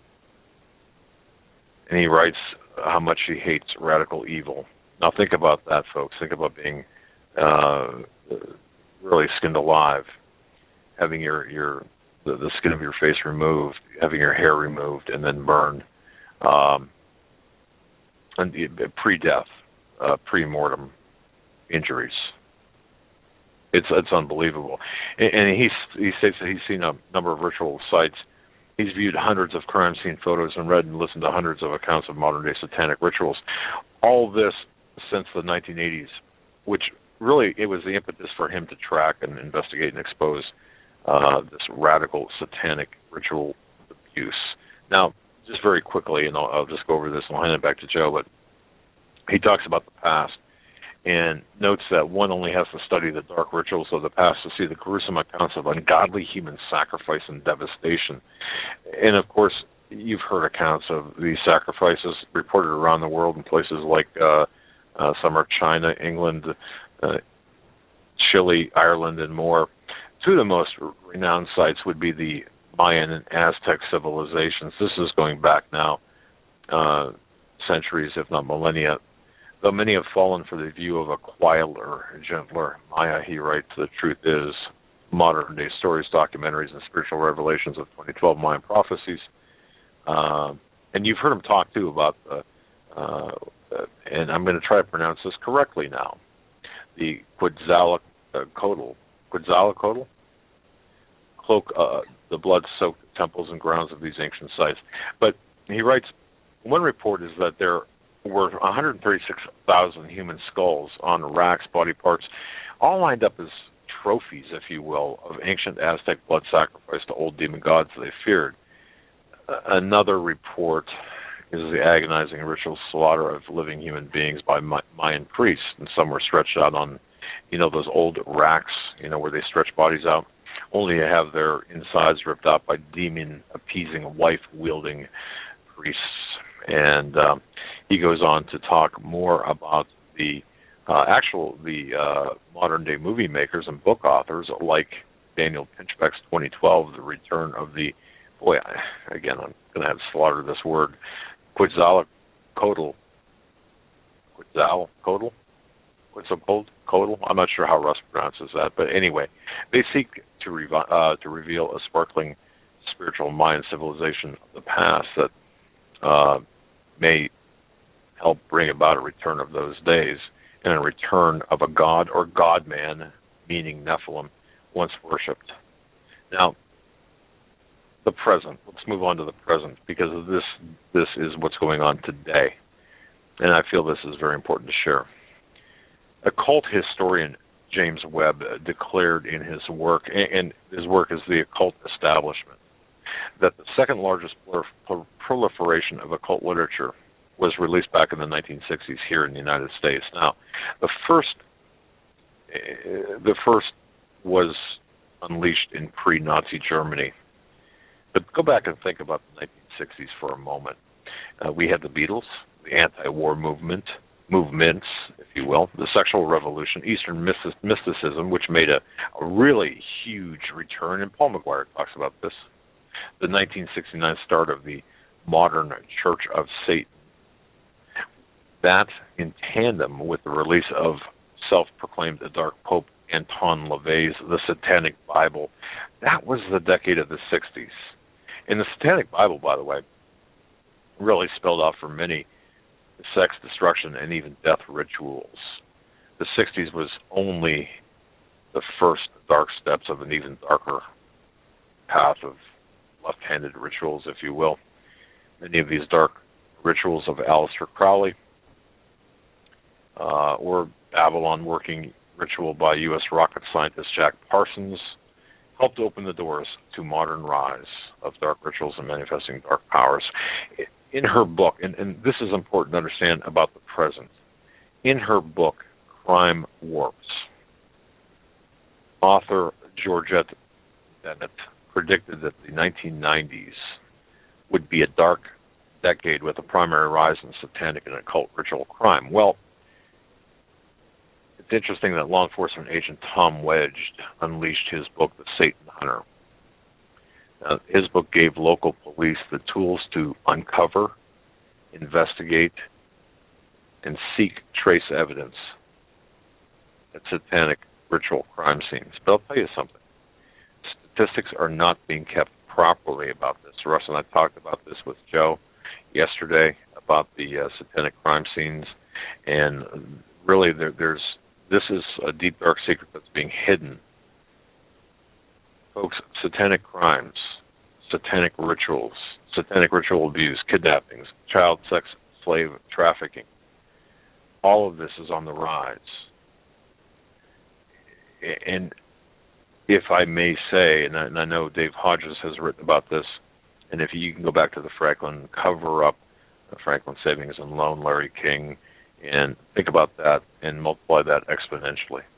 This is what we have right now in this country. But Holly Hector, a former hypnotherapist at Denver's Centennial Hospital, while working on the new satanic ritual abuse ward, which is part of the psych ward, by the way, who said that there were, by the early 1990s, listen to this, 2.4 million diagnosed cases of severe satanic ritual abuse that included trauma-based mind control, which is the splitting of the human personality to create, alter, or cause subpersonalities who could be programmed and demonized. This is what Russ Dizdar works with, and this is what we're seeing here as Christians. It's pretty rough stuff. As we look at Joe, I'm telling you, this is really rough. And as we look at the more recent things, there was a rise of satanic bands like Slayer in their album South of Heaven, whose song Spill the Blood gave invitation to hundreds of thousands of our young people to actually cut themselves, to spill their blood and to embrace the demonic. And there were other satanic bands were far worse. There's a book called Lords of Chaos. If you're interested, you can read that book, other works such as Satan Wants You, Cults That Kill, Painted Black, and a new vital study, Programmed to Kill. Those are just a few, just so you can grasp the unprecedented rise of Satanism, of dark ritual crimes, of satanic abuse, and so on. This is absolutely incredible. It would seem that author Bob Rosio was right in his two watershed books, Hitler and the New Age. This is going back to Hitler now, where Bob Rosio coins a phrase, deception always leads to destruction, where he talks about the demon occult-given ideology of the Nazis, how that led to World War II and the millions dead. In his second book, whose title may explain the last 70 years, The Satanization of America. I'll close with this. In this current hour of the rise of Satanism, the world has even led the Russian National Security Director to declare this just 6 years ago, and I'll quote this. In 2008, Interior Ministry experts announced that Satanism was a greater threat to the country's national security than Islamic radicalism. Now, this is in Russia. The Catholic News Agency declared that the smoke of Satan is in the Vatican, and one Catholic priest records over 90,000 exorcisms, and even more, that Italy has over 8,000 satanic cults, with over 700,000 members. Now think about that in such a small nation. That's just absolutely incredibly beyond huge. Yes, it is. And, we know that, and I've seen the FBI claims that there have been no murders attributed to actual Satanism. They put it into two categories. They say that, Satanists, self-proclaimed Satanists, are either one of two types of people. They're either kids or immature people who vandalize and do other mischievous things. And those who kill use their Satanism as an excuse for the killing. Therefore, they have zero statistics on any real SRA crimes, and they deny that those exist in a way that we understand they do. And it's interesting to see them make that distinction because they're trying to cover up or manipulate the true gravity of that, what the SRA behavior and tactics. Right. And I mean, this is, what Russ talks about is how SRA victims are subjected to the worst kinds of trauma. And these traumas can be used to split personalities. I'm sure you've heard people say, or on TV shows when, they're in a terrible situation, unimaginable, that they have to take their mind to another place. This is how it happens. You mentioned something, though, just moments ago, Joe, that about the secrecy, about the holding down, the holding away of information. According to Russ Dizdar, he believes that 95% of the rituals that have gone on and are going on currently are cloaked in satanic powers that keep these super secret and hidden. In Ezekiel chapter 8, which he recommends, as do I, that everyone does read,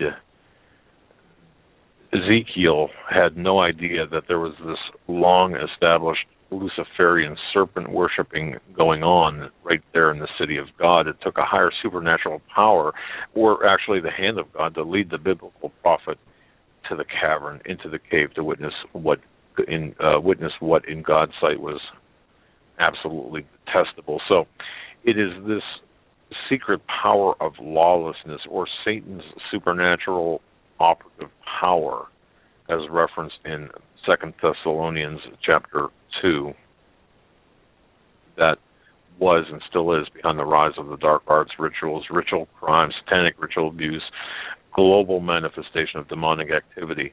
And one last thing, and this really struck me hard when I was when I heard this. Well, there are two things, actually. The issue of weaponization of dark powers. Think about this, ladies and gentlemen.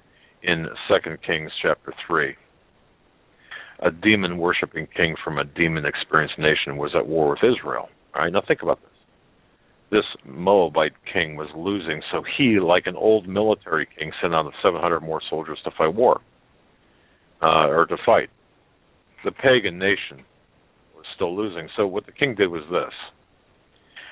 He wanted the upper hand. He wanted the advantage, so he took his son and sacrificed him on the wall, shedding his blood so that the demons would come. And come they did, by the way. The powers fell upon the Moabite warriors, moving them in a non-human enhanced frenzy. This really happened. I mean, this is documented. So these freshly demonized soldiers then beat Israel back and won for the day. That's right, won for the day. The Old Testament's revelation on satanic rituals is quite vast, and we need to restudy this to help us understand how the satanic supernatural secrecy, the satanic ritual growth, and the weaponizing of dark powers happen. Because in the future, the biblical revelation on dark power rituals, dark rituals, we believe, Russ Dizdar believes, and we agree with him, this might be the most important study that we could get into. Getting the best cutting-edge information we possibly can about this will give us the upper edge the devil is counting on us not to get this information, and we touched upon this last night with Paul McGuire when I had made the reference about the minister, the pastor, who said we really don't need to know, just God's grace is sufficient. Well, no, the playbook is necessary, so what we know what we're fighting against. The coming rise of this global Babylon, and as I mentioned, coming in the three frogs of Revelation 16 and the phenomenon of the SRA, multiple personality disorder, they've got a role in the last days here. Jesus taught us that the first thing to look at as evidence of the last days and his coming is demonic deception. Now, that's described in Matthew 24. The Spirit of God cries out that there will be a massive wave of seducing spirits who will lead many astray and cause some to influence doctrines of demons. Now, just consult 1 Timothy 4, for example, if you want information on that. But if you look at the wide view of this, the wide view of the evolution of the satanic agenda, all you have to do is turn to 2 Thessalonians 2. Yeah, okay, let's say it together. Thessalonians 2. Thessalonians. Yeah, I can never pronounce that. I'm sorry, but the bottom line is look, just as there is no advance of the kingdom of God without his power, so there is no advance to the satanic agenda without the release and the use of real manifested dark power. That's in principle, that's what it is, and we have to fight this. It's interesting because there are so many numbers thrown out. In the 90s, I'd mentioned Holly Hector. She estimated that there were 2.4 million cases of satanic ritual abuse, or SRAs, victims turning up in psych wards. Dr. Colin Ross, Canadian psychologist and author of Project Bluebird, estimates that there may be up to 10 million cases in the U.S. and Canada. But add the numbers in England, Australia, Ireland, all of Europe, Russia, and so on, you're looking at over 40 million cases. And that's just the first generation of victims, meaning the first generation of victims from the 60s, okay, that I referenced earlier. So many are now counseling and helping the second generation, who are somewhere in perhaps around 40 years of age, and the third generation, who are in their 20s, early 20s, and the fourth, very young victims, anywhere between ages 1 through 10. But a need for better statistics. I mean, the total numbers are growing. They may be upwards of 100 million. And we have to understand, who these victims are, what they've gone through, how many satanic rituals have they experienced, and why are they being programmed and demonized. Perhaps that was my biggest issue. Why are they being programmed and with mind control and demonized? Why do they have assassin and sleeper sub-personalities that Russ Dizdar talks about? Why are they extremely knowledgeable in the practice of ancient dark rituals? These are the questions that Russ Dizdar asks, and certainly I'm behind him in this. The reality. Those questions will lead us to the reality that a massive work of satanic ritual and ritual abuse has been going on for the last half a century. And look, it's broader than anyone has ever even realized or even calculated. And Steve talks about this. We've talked about this. One of these victims, an intact satanic super soldier, after doing blood rituals, was engaged by officers, and Russ talks about this. I guess I said all that to say this. There are a lot of dark rituals that are taking place in America, in Europe, all over the world, and the rituals are growing. 500 million rituals, past and present, are assessed, believed to have been conducted to summon, receive, send, and ultimately manifest our powers on this side of the fence, or on this side of the veil, if you will. And the sheer number of these rituals is unprecedented. The growth is beyond calculation. If you can, I mean, just think about that, 500 million rituals done in the last half a century continuously. Is it any wonder that so many of us, so many victims, or just so many of us, have a feeling of, a growing feeling, I should say, that a great darkness is manifesting about us, around us, within us even, and something ominous and catastrophic is about to happen? We can read Ephesians 2, and that'll be explained. But if you feel it in the air, as many of us do, and if you agree that we are nearing the end of history, then the gravity of the end of days must be spoken about by pastors, by ministers, by people, by the people who don't want to speak about it. We must warn everybody of the impending danger and evangelize as we have never before evangelized. And we must ramp up our walk in Christ, knowing that no matter how dark, how evil, and how ugly, and how stinky it gets, we have a mission from the King of Heaven. And we have all the backing we need to keep reaching the world for Christ until the very last day. Look, we've got to become the most powerful and strong believer that we can. We've got to become a committed, powerful soul winner, and we've got to become powerful prayer warriors. That's what we need to do. And we're fighting a spiritual fight. We have to recognize the end of days as a spiritual fight as much as it is a practical fight. So that I wanted to share with you, and I think that that gives you an encapsulated vision of what is our fights on a daily basis, what we're seeing on a global level, and what we're fighting against on a spiritual plane as well as a physical plane. I do believe that we're going to see in our lifetimes this satanic spiritual manifestation, darkness, overtake our globe. If you feel it in the air now, I believe that we're not only nearing the end of the days, but I believe that we're going to be seeing more and more the veil being torn. That's all I can tell you. Yeah, I definitely agree with you there. We are seeing a lot of changes, the deception that is overwhelming in every aspect of our society, and every, whether it's entertainment or politics, finance, whatever it is, any authoritative forms are full of deception, misuse,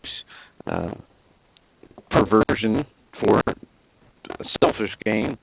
It is every evil and agenda aside from helping people and being doing things that are right. I mean, that's out the window. We see just the most heinous acts, and most of them go unknown. You know, we talked a bit about the secret societies and their view on philanthropy, and how they believe that because of their generous giving, even though they're giving money that they have used or manipulated away from other people, stolen away from other people, and they have an abundance of stolen money just because they give, more money publicly than a lot of other organizations, they feel that, as I said earlier, they're above suspicion. This is from their own writings. But what we have is this, on a level right above us, from local politics, state politics, you have people who are in the position of somewhat authority. They have a good income and benefits, and they're making sure that their family's taken care of. Some, I'm sure, have evil aspirations. Others most likely just want to live a good life and make a good living, but are stuck into certain parameters of not being able to really go the distance because of Joe, we're getting reports. Joe, I'm sorry. We're getting reports that you're really breaking up. Folks in the chat. How do we know everyone else's ears aren't deceiving them? Yeah, exactly. If we can, I'm not even sure if I'm looking at the chat or not. I'm not sure what I'm looking at. Or you're already hooked up. It's already there, so go ahead and try that. Folks, in the chat, can you just let me know, can you hear me? Yeah, I hear you. Okay. All right. Now, Joe, you're better now. And the person in the chat who said we need to invest in new equipment, we went through so much equipment, tried so many different things, huge mixer soundboards, new computers. This is a direct issue between Blog Talk Interface and their streaming of our audio. Yeah, trust me, it's not. We've got all the equipment that we need and more. So and where we use it and change it up when necessary. But this is absolutely incredible, folks. We're at the top of the hour. We're going to take this edition of the Hagmann and Hagmann Report. We had Steve Quayle on with Jeremiah Farrell.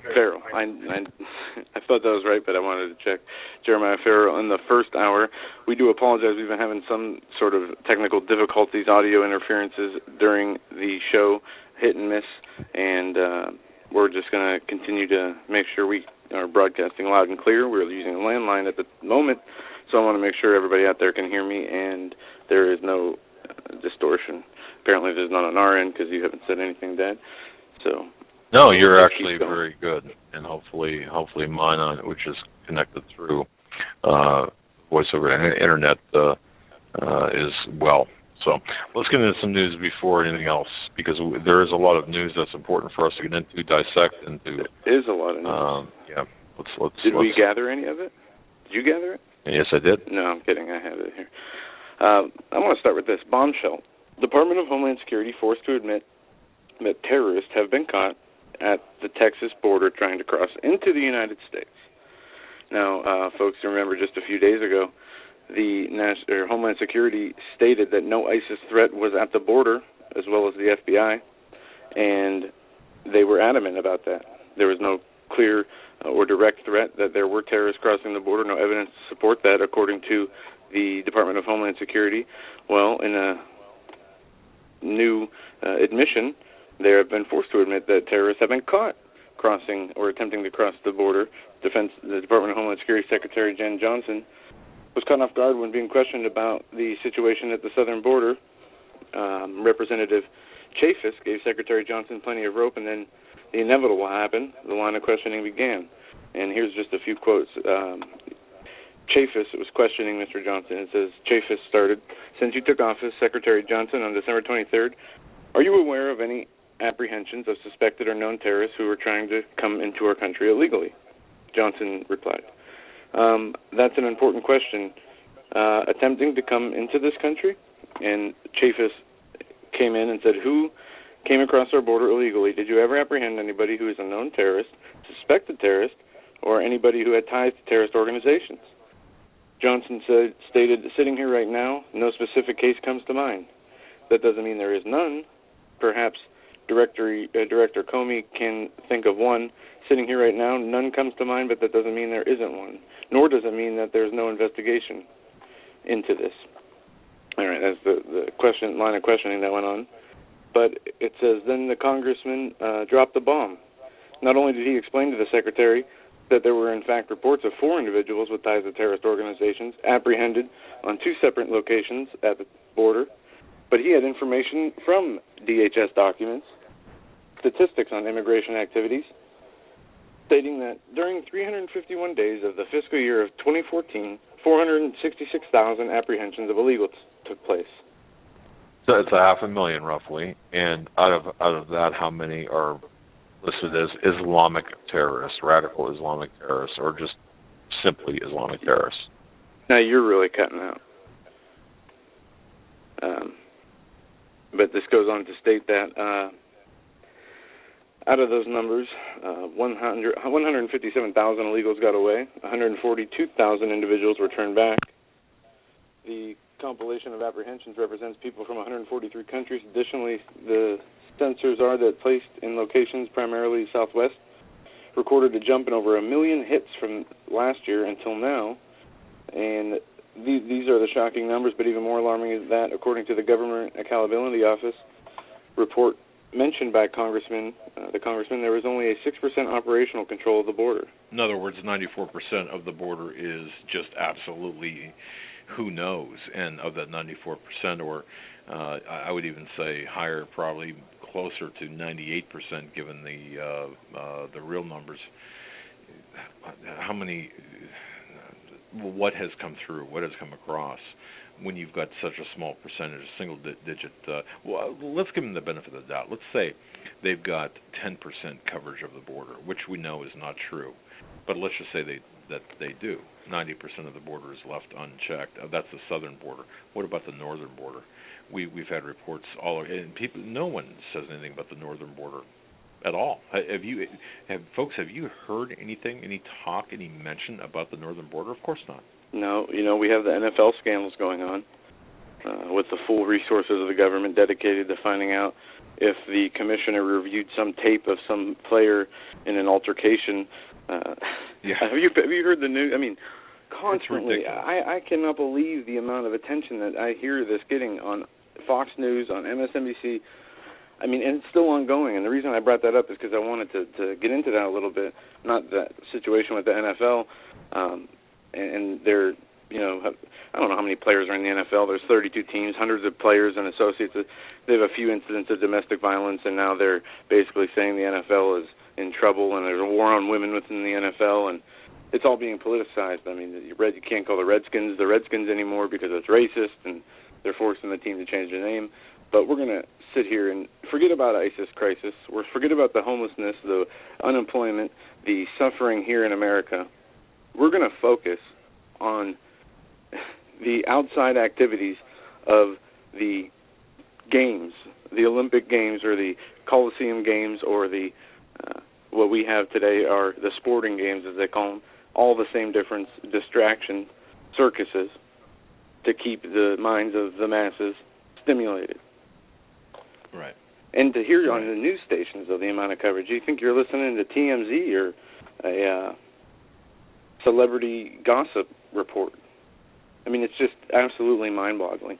And the amount of coverage that they give it and continue to give it tells me that there's a demand for it, that people keep asking about it, which shows how educated their interactive audience must be.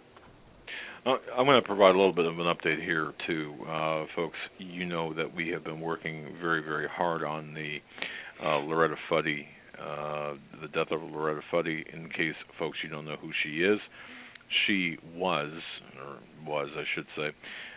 the director of the Hawaii Department of Health when the Obama long-form certificate of live birth was released to Obama's attorney and subsequently posted the following day, shown to Savannah Guthrie, then posted as a PDF on the White House website. Well,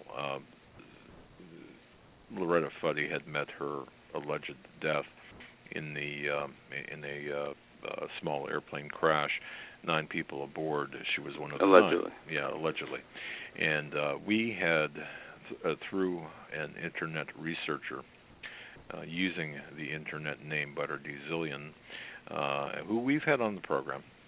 She has, in fact, together, and because of you folks, because of you, the listeners, and I want to thank each and every one of you for what you've done. In fact, you had, through your individual small donations, which worked out real well, showed that we had, I don't like this word, but I'll use it anyway, standing or interest. There was public interest.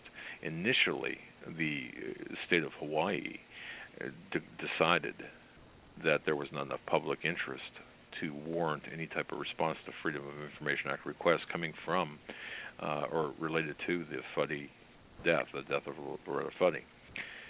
The audience of the Hagmann and Hagmann report changed that based on the numbers that came forward and said, wait a minute, yeah, we want answers to these questions. And you folks, we really put them on the hot seat and allowed us, blazed the way for us to petition for different types of documentation. And we are still getting them, still fighting for them.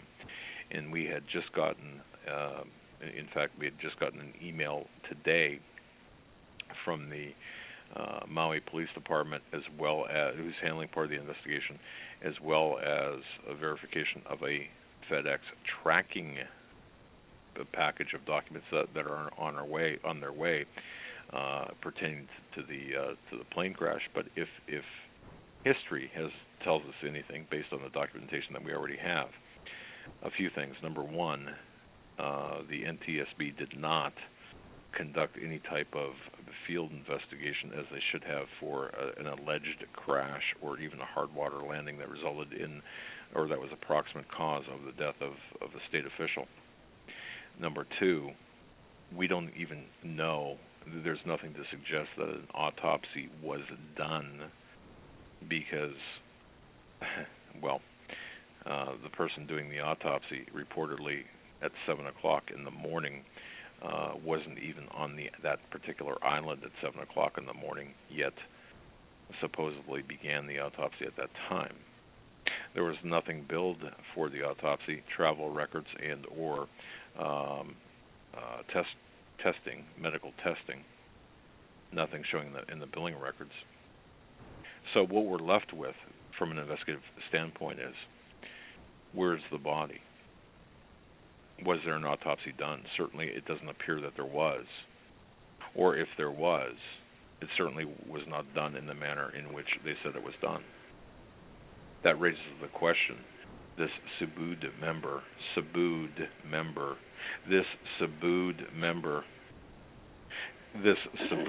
I'm just trying to saying this as many times as I can before we get cut off. This Subud member, Loretta Fuddy, we don't even know, based on the documentation that we've received, there's nothing to indicate that, seriously, there's nothing to indicate that there was any autopsy done on this woman.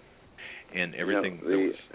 flight, when the planes crash, standards are implemented, or procedures are and protocols are followed, those were abandoned in this accident. Yeah. The strange surroundings of every other person on the plane survives. She even makes it out of the plane with the life jacket on, subsequently to die of a heart attack or an arrhythmia, a heart arrhythmia. But the fact of the matter is, the preliminary findings from the autopsy was that she drowned, and then that was changed to a heart arrhythmia. Yeah, they really wanted to first people's attention. They could have said smoke inhalation or you know. But you have to laugh in a way, because it's almost as if no one is going to look. So okay, we'll just put whatever. No one's going to check this out. But when we checked it out, my goodness, there is a whole lot of there are many inconsistencies in this death, in this crash, in this plane crash, or this hard water landing. And when we take a few steps back and take a look at this, there's enough evidence to suggest that there could very well have been other people in the water, either at the time of or immediately following the hard water landing. And in addition to that, given the photographic and video documentation, we know it has been edited even to the point of asking whether is this the same plane in the same, allegedly the same video footage. So in other words, we're questioning everything. Are you confused yet? I hope so, because so are we. Nothing with respect to any of these official reports are consistent with one another. In other words, the report from the fire department, the report from the police department, the report from the NTSB, yes, there was one, which stated that, we might not have been there, but here's what we found. I'm not kidding. That's essentially what it says. We might have not really responded to this, either in person, but we did make an inquiry, and here's what we found, meaning that they were not on the ground there. But none of these reports gel with one another. And you might think, well, that certainly sounds consistent with a homicide. If you've ever worked a homicide investigation, or if you're familiar with homicide investigations, a lot of times the more the stories line up, the less the more the stories line up together from different people, the more it suggests collusion. So the alternative of that is the more disparate the stories, the more genuine the reports seem. Except when they're so far off from one another that nothing makes sense. You know, when people ask questions and report the facts, they're called conspiracy theorists, and these people are, making these things happen and turning them into through conspiracies, and then marginalizing the people who call them on and catch them in for the crimes they've committed. Folks, it's ridiculous to beyond. It is. Words. I mean, they have committed or created a system that suits them so well that they just can laugh. They're above the law. No matter what. I would say this. Obama and Holder could hold a press conference and sacrifice a child on the front lawn of the White House. Do you think they would get impeached? I say no. Not only would they get impeached, would they ever be arrested? I say no. No, and that's how insane, and that goes to what I referenced with Russ Dizdar, the satanic aspect of this. I do believe that a lot of this is satanic and it's dark power, well beyond anything that we can humanly understand, which is why we use our program, and we talked about this last night. This is why we infuse so much of the biblical component into our program, because we cannot understand this with our human mind. We've got to look at this through the prism of biblical understanding in order to get a firm grasp on what's taking place. And what is taking place, folks, is a very dark, very ritualistic, very sinister series of events that include things like Obama, the man, and his selection and placement in the Oval Office. And I've got to tell you that I do believe that this was planned for many decades to have him, and not just him, but there were backups and backups and backups, including Deval Patrick as being one of the backups for Obama, and there are a couple of others as ritualistic mind control subjects. And this might sound like science fiction, like crazy talk, but let me tell you, I believe, based on, and this, I'll just say this, this is another reason why Joe and I have to go to Chicago. I'll just stop there. I mean, there's more than one reason we're going, but we're going to be talking with some people there, meeting with some people, and looking at the situation with respect to Obama's early years. So, and we were going to do an investigative report on the scenes of gang violence, also in the sanctuary city of Chicago. Sure, yeah.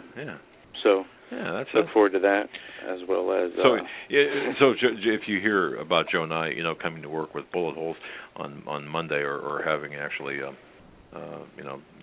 being deceased from, or just being a statistic from Chicago, because we're not allowed to take our handguns into Chicago, then you're muted. Other button. There you go. I'll be the one that is doing the video while you're the greater interviewer, so I'm going to put you out in the street. You'll have the bulletproof vest, so. Oh, well, I appreciate just hope that. nobody shoots for the head. Yeah. Well, we can laugh about it, but it's if you talk about the actual number of deaths from killings from black on black violence. Can you imagine being a journalist or a reporter told to go investigate the gang activity in certain areas of the city, and you also know that it's a gun-free zone. You can't carry your own gun there. That's crazy. I mean, it's ridiculous. It makes me almost not want to go. Not that I want to carry a gun around or would, but in a place that's so dangerous, at Chicago. I mean, I saw the other day there was undocumented illegal aliens that unprovokingly attacked people on the subway platform with a machete. That's disquieting. I think I told you about that. Yeah, you did.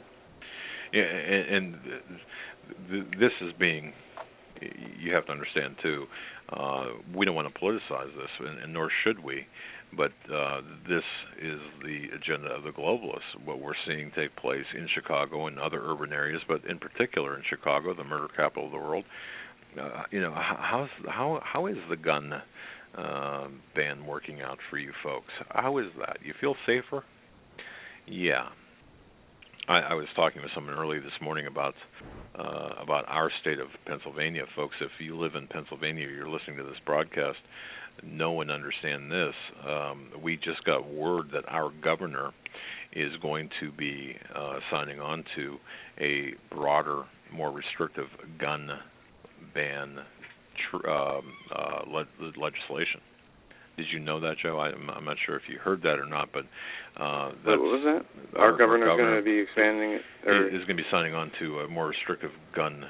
I'll just say. Do you have any details? I don't have the details yet, but there appear to be a couple of bills that are being submitted through the state legislature that our state governor, who was adamantly against any type of gun control laws, now has succumbed to political pressure in the state of Pennsylvania. What's political pressure? I mean, there is a lot of gun violence, but I'd say on the in Philly, smaller side of and then all the rural Pennsylvania is, we do have regular crime and everything, but it's not an epidemic like in Chicago or like in New York in the 80s and 90s. And even if it was, certainly restrictive gun legislation is not the answer. But just as kind of a heads up, the inside word is Governor Corbett is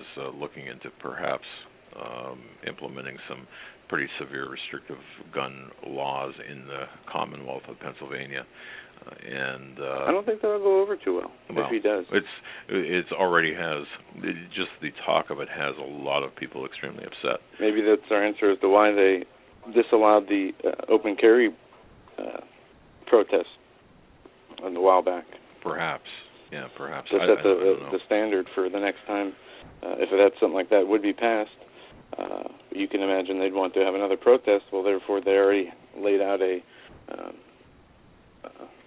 law or a order that they can't have these protests in the place that they have them. Either way, they'll say it's not about the legislation. This was already in place before that. Well, yeah, and they've used that template before. So, but we have to keep watching and fighting back as they attempt to erode through illegal legislation on these gun laws. And when I was talking to this person today who was saying about in Pennsylvania, we certainly are not going to comply. And Governor, if you're listening, or the law enforcement officers, if you're listening, we will not comply with any law that is is against the Constitution. So, put us on your list. Put us on your list twice, 3 times. We would not comply with any such legislation because it's anti-constitutional. It's against our constitutional rights, and therefore the law is null and void anyway. Legally. Right. Legally, but you go to a court, it doesn't matter. They would not recognize that as being a legitimate excuse for breaking the unconstitutional law. And this is, something I've been doing a lot of research into, but haven't put anything together as far as a comprehensive report to be able to explain it. But part of it, I had a lot of issues with, getting to this point of understanding, but our government was set up in a way, as much freedom as it gave us and as much liberty, it was also set up in a way where they knew that it would be able to be used to destroy the society at the same time. And it would be through the people destroying themselves. And, the secret society do these big false flags and create the monetary policy and overall the agenda. But as our human nature continues to get worse and worse, 100 years ago, with no TVs, every family pretty much lived in a single house, and they were very close and, focused on only the few important things that they had to worry about: survival, faith, and family. And we've gotten so far away from that today that, and just like the Satanist aspect. We talk about freedom of religion in the United States. Well, as much as we can't stand Satanism, we have to allow it to exist to a certain degree, because coming against it would say we are not we're not advocating religious freedom. And if we come against them for their religion, that's us saying you can come against us for our religion, according to the law. Correct. So, I mean, these people, whoever set up these laws, either from their inception or the grand designer behind them or people later, have understood how to manipulate them, or the people, in a way, to where the laws are changed. Well, that's you're right on the money. Moving quickly here because we're running short on time. I can't believe how quickly this program's gone. I want to respond to a comment chat. Is there any info on Wisconsin? I don't know if there was any news that happened in Wisconsin, but it's probably cold. And I got some news, but it's of a personal nature. But I got some important news if you want. Well, unless you have stuff. Yeah, just let me hit this real quick. Some doctors are actually breaking their silence about the real-life horror that's playing out in Africa as Ebola spreads, and the renegade-in-chief's decision to send, some 3,000 troops there to Liberia to combat the virus. Look, according to these doctors, this PR maneuver is about what it is, could very well put Americans at risk of contracting Ebola here at home.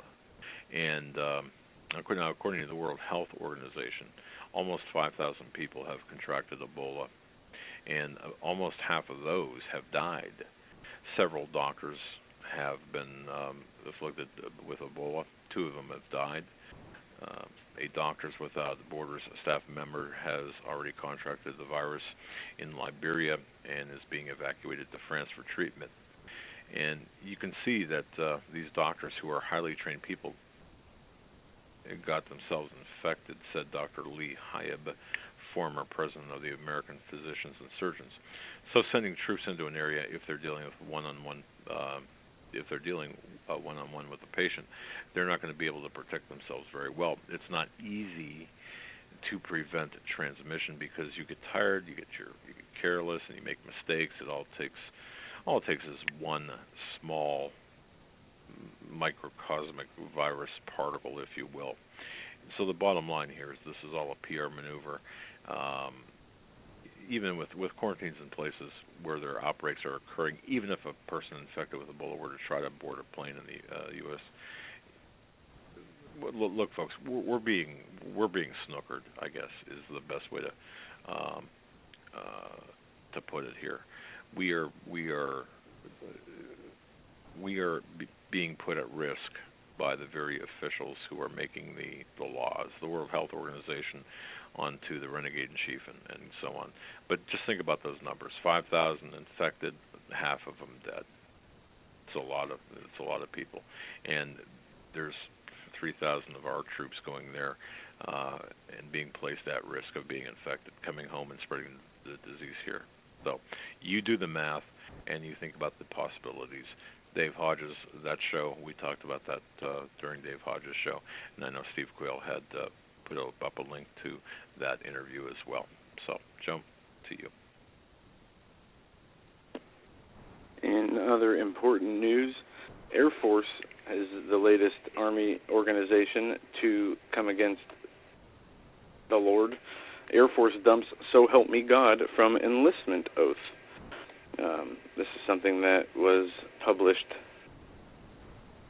I think yesterday. But this goes on to state that, and there was just recently an issue within the Navy. They removed all the Bibles from any guest facilities at their bases and re-implemented them a couple weeks later. But members of the U.S. Air Force will no longer be required to say "So Help Me God" during their enlistment oath. A legal review of the rules that required the phrase occurred after the American Humanist Association threatened to sue on behalf of atheist airmen.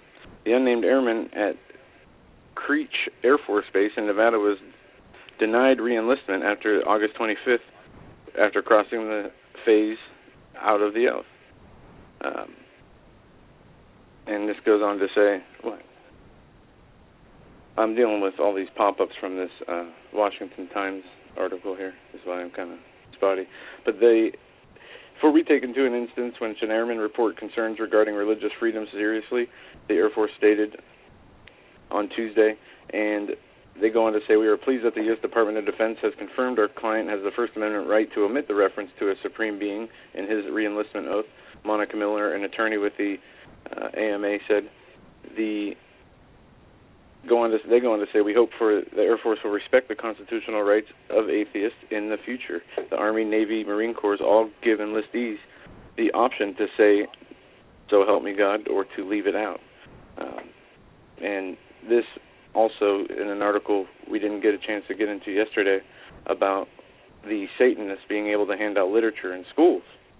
I thought this was a very important article, and we only touched on the headline, that Satanists are being, in Florida and a few other states, are handing out literature that gives information about their quote-unquote religion. And, you know, should we have a problem with that? Well, what's the literature is about, yes, we should, but when we see the attacks and the rabid coming against the Bible, prayer, T-shirts that say the word Jesus, God bless you being said in class when a person sneezes, any and every instance that we see that is used to say the word of the Lord or Jesus or God or the Bible has been attacked vehemently across the board in schools. They are letting, in New York, the Satanists pass out literature to students, and in Orlando, Florida, after the district decided to prohibit distribution of religious materials. So how can they justify this? They go in to say that, and they meaning the school board or the authority that said that the literature could not be passed out from a Christian view, that I think they say that the Satanist is not really a religion, it's more of a belief or a scientific understanding, something about nature.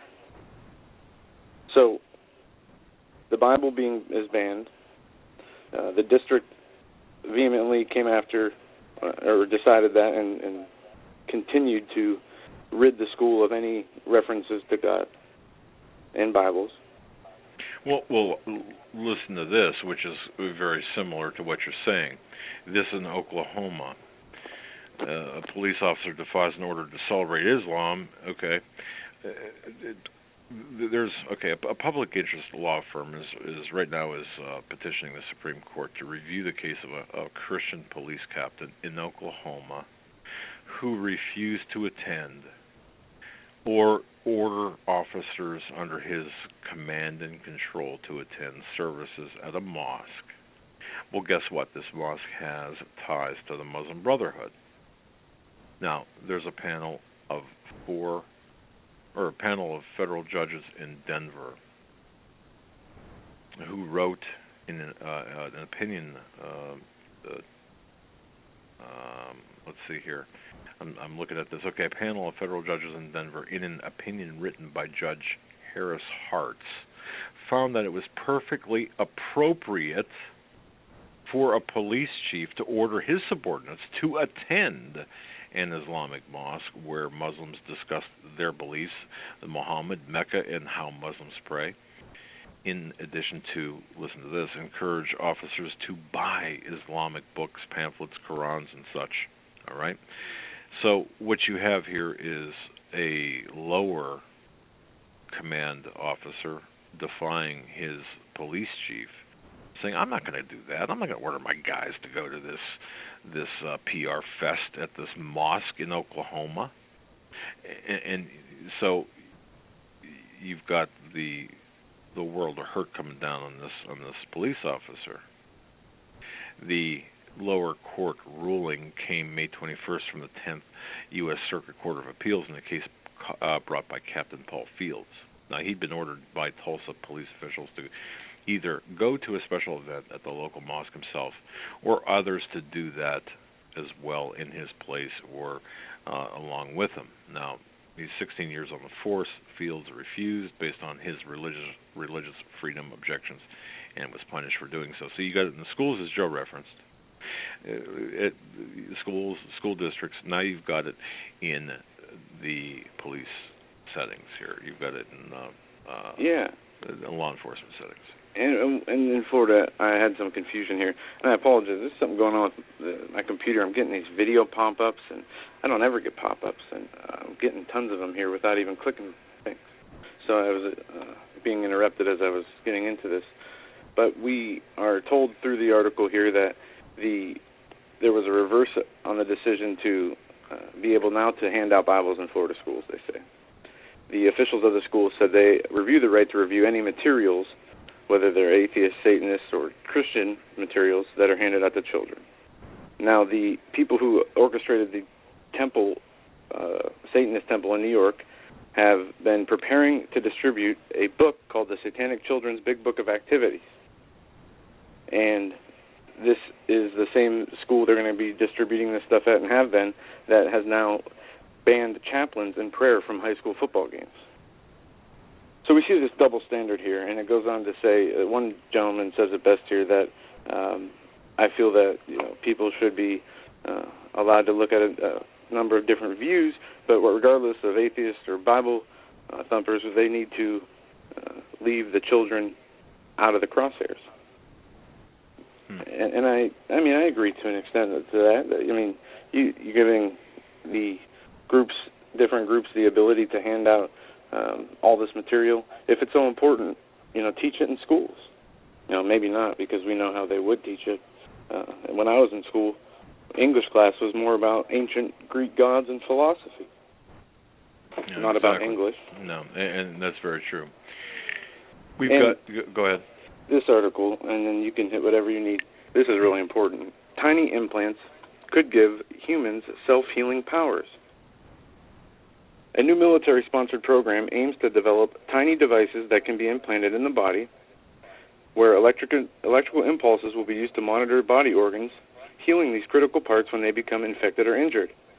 Known as electrical prescriptions, or ElectRx, the program will dispense pharmaceutical drugs and offer a new way to treat illnesses. According to DARPA, the DARPA and the U.S. Department of Defense are responsible for developing this program, and the technology they plan to roll out will fundamentally change the manner in which doctors diagnose, monitor, and treat illnesses.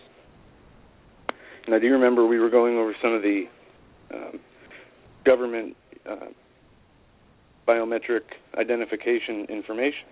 Right. Medical countermeasures. Right. We hear and see this huge Ebola threat. Right. Well, what better way, they say, they can real-time monitor a patient's heart rate, any infectious diseases or illnesses that come into their body in real time.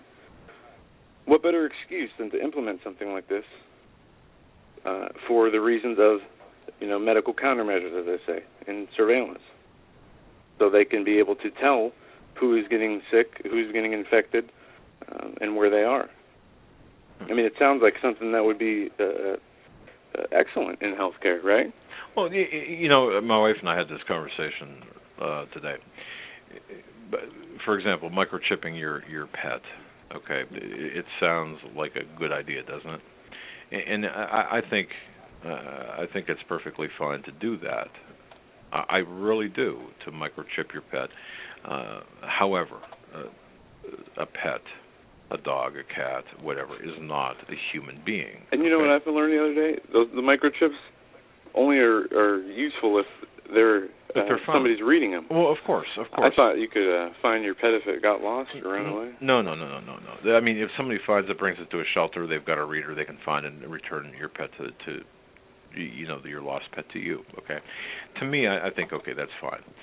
But I also you've got to look at the conditioning that this entails. I believe does this not make it a little bit easier for humans to be chipped? If you're going to chip your good four-legged friend, isn't it a little bit easier for you to accept that? And I think it is. So you've got to look at both sides of the argument here. Very quickly, and I'm sure a lot of people don't know this, especially if you're outside of New York State. Perhaps you've never heard of this guy. It doesn't matter, but the fact is, he's a big-time. He's a shoo-in for state assembly. His name is Charles Barron, He's a New York City councilman. Folks, this is what's going on in New York City, New York State, and is spreading like an epidemic or a pandemic across the United States. Charles Barron was interviewed with the New York Observer, and listen to what he said. He said, all my heroes basically were America's enemies. And in this particular interview, he reiterated his admiration of dictators and said that he hoped to host one of them, specifically Zimbabwe's Robert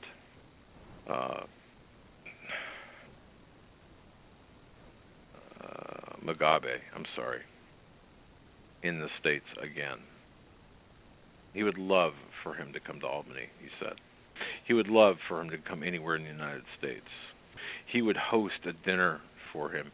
In fact, he famously hosted Mugabe as city councilman when he was city councilman in 2002. Well, who is Mugabe? He took control of Zimbabwe in 83. He instituted martial law in 87. He rose to power after starting an ethnic cleansing in which tens of thousands of people were murdered. And yet this idiot New York councilman and state assembly shoo-in Charles Barron, this intellectual midget, praised him because he seized land from white landowners and redistributed it to black Africans. You talk about racism? And how does he respond to complaints about his statements? He said, no one's perfect. I see him as a freedom fighter. This is the leadership that we have in this country right now. And isn't it funny that we get the government that we work for, earn and deserve, and people are just kind of either applauding his actions or are ignoring his actions? Neither one should be done. Unbelievable. You are absolutely right. In other news here, we have about 15 minutes left of the show, and we do have a few things to get into. Back to... I'm not even sure our studio call board works is actually functioning at the moment. We do have callers. Maybe we could take a few calls. All right. Well, let's give this a try when you get done. Go ahead. This is in a Danish town, and it goes back to the microchip. Now they are doing this with homeless people. They are GPS device chipping. They're chipping them with GPS devices, and this is being done as a test to see the effectiveness of this. The city council voted and ruled that 20 local homeless people should be fitted with trackers to keep track of their movements and improve city planning for objects such as beaches and shelters. In short, we want to know how the council can adapt to keep making offers to socially marginalized. They go on to say that these are volunteers who agreed to be a part of this, but they say the GPS devices are designed to help care homes keep track of dementia patients. They mean health care, which is a typo, but they keep track of dementia patients with a tendency to wander off. And they go on to say, as far as I know, this has never been tried anywhere else in the world before, but this is the beginning of this technology being used on a massive scale. That from a Danish city councilman. Interesting, and look for this to spread. Look for this to be undertaken elsewhere. Yeah, and the last thing I want to mention is a headline that if people want to do research on this, I am doing a lot and have been doing a lot. There's a new UN publication, post-2015 development agenda, and they met on the 16th, which is just 3 days ago, the United Nations General Assembly, the 69th annual session, and they announced a new historic opportunity to formulate a post-2015 development agenda where they say that this will be the framework to eradicate poverty, hunger, and promote sustainable development and inclusive economic growth. And remember, anytime you hear the phrase sustainable development, start to worry or start to perk up your ears and understand this is an Agenda 21 platform. They go on to say that this is a momentous responsibility to ensure adequate means of implementing an agenda in terms of finance, technology, and development, transfer, capacity building, and the mobilization through the strengthened global partnerships and cooperation from both the public and private sector, government, and civil service. They go on to state that this stems from their Rio 20 documents, which was the Agenda 21 beginning, and that to preserve planet Earth, we must all take an oath to be a part of and help and be a partner of Mother Earth. They call it harmonizing with Mother Earth. And they say each citizen eventually, under the global government authority of the UN, through implementing their Millennium Development Goals first, will eradicate poverty, and all will have to take an oath to be a part of a community dedicated to Mother Earth, as they say. Gaia. And that's a very, very, very, very short summary of what this is. And watch for this, ladies and gentlemen. Watch for this sneak up, and this will sneak up behind all of us, just as the Small Arms Bill, Small Arms Trade Treaty, and other such treaties, SOPA, PIPA, Act, all of those just repackaged and sneaking up behind us. They say that we are in one of the most, what do they say here? We are in the most, dangerous time in the history of the world. Of course. Their words. They're one of the most defining global challenges of our time. But not for the reasons that they dictate or what they No, define. their problems they see as the major problems are, too many people in too many parts of the world, too much consumption, too much capitalism, supply and demand. They need to see less people. They want to see less people. They want a more manageable population. That's right. Oh, and by the way, I just want to say this too, and it just seems like we're so many headlines. But I'll say that the part of the show with Jeremiah and the efforts, the real on-the-ground efforts that were talked about with Steve Quayle, Jeremiah Farrell in the first part of the program, so important because that's what this is all about, folks. I mean, look, we can talk until we're blue, green, purple, and until we have no air left and no words left. Most days we do. Well, of course. But the fact is, what Jeremiah Farrell and his group is doing, again, just go to Hagmann.com on the left-hand side. His website is there, or SteveQuayle.com, either one, and you can read what they're doing. Look, they're actually making a difference. They're saving souls. They are actually on the ground, boots on the ground, in the trenches.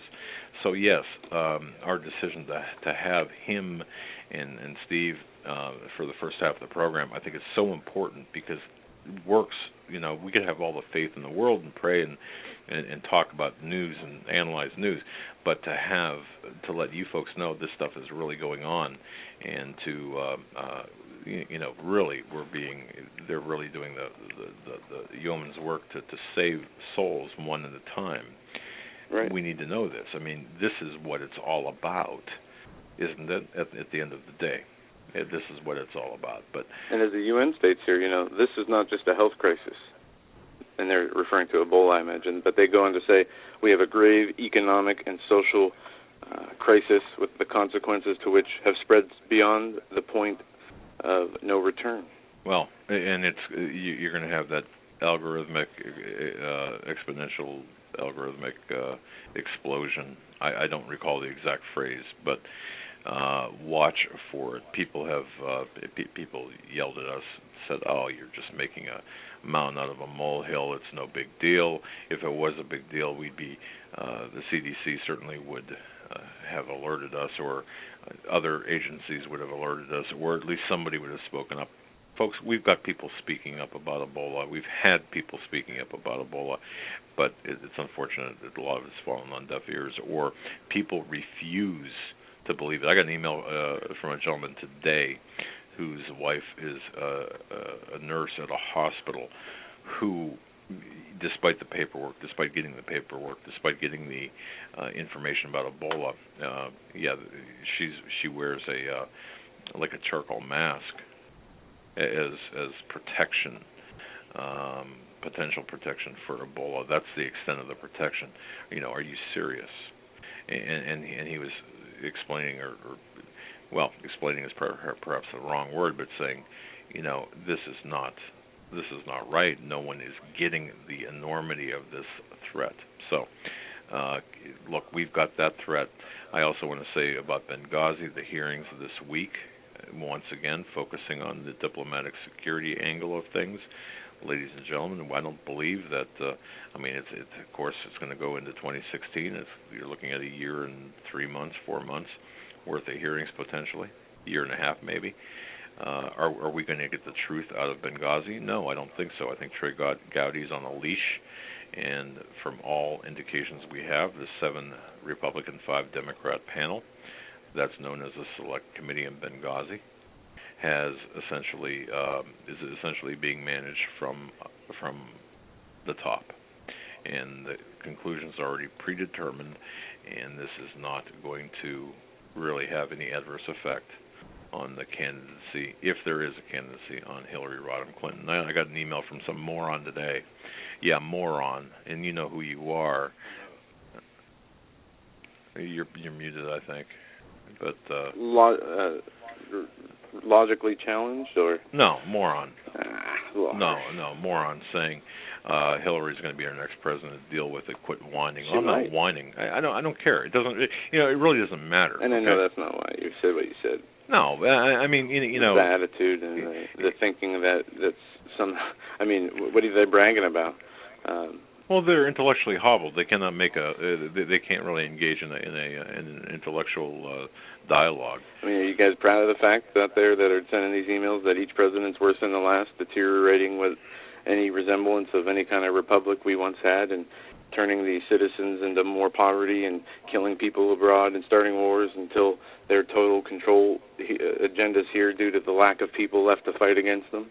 Is that what you're laughing at, or are you laughing at the fact that what we perceive and want to have or see in the world, the improvements we want to see in this nation, are never going to be realized? Exactly, and it's unfortunate, but the bottom line with this, and as Steve Quayle points out, look, there's no political solution for the spiritual problems. We're neck deep in spiritual problems.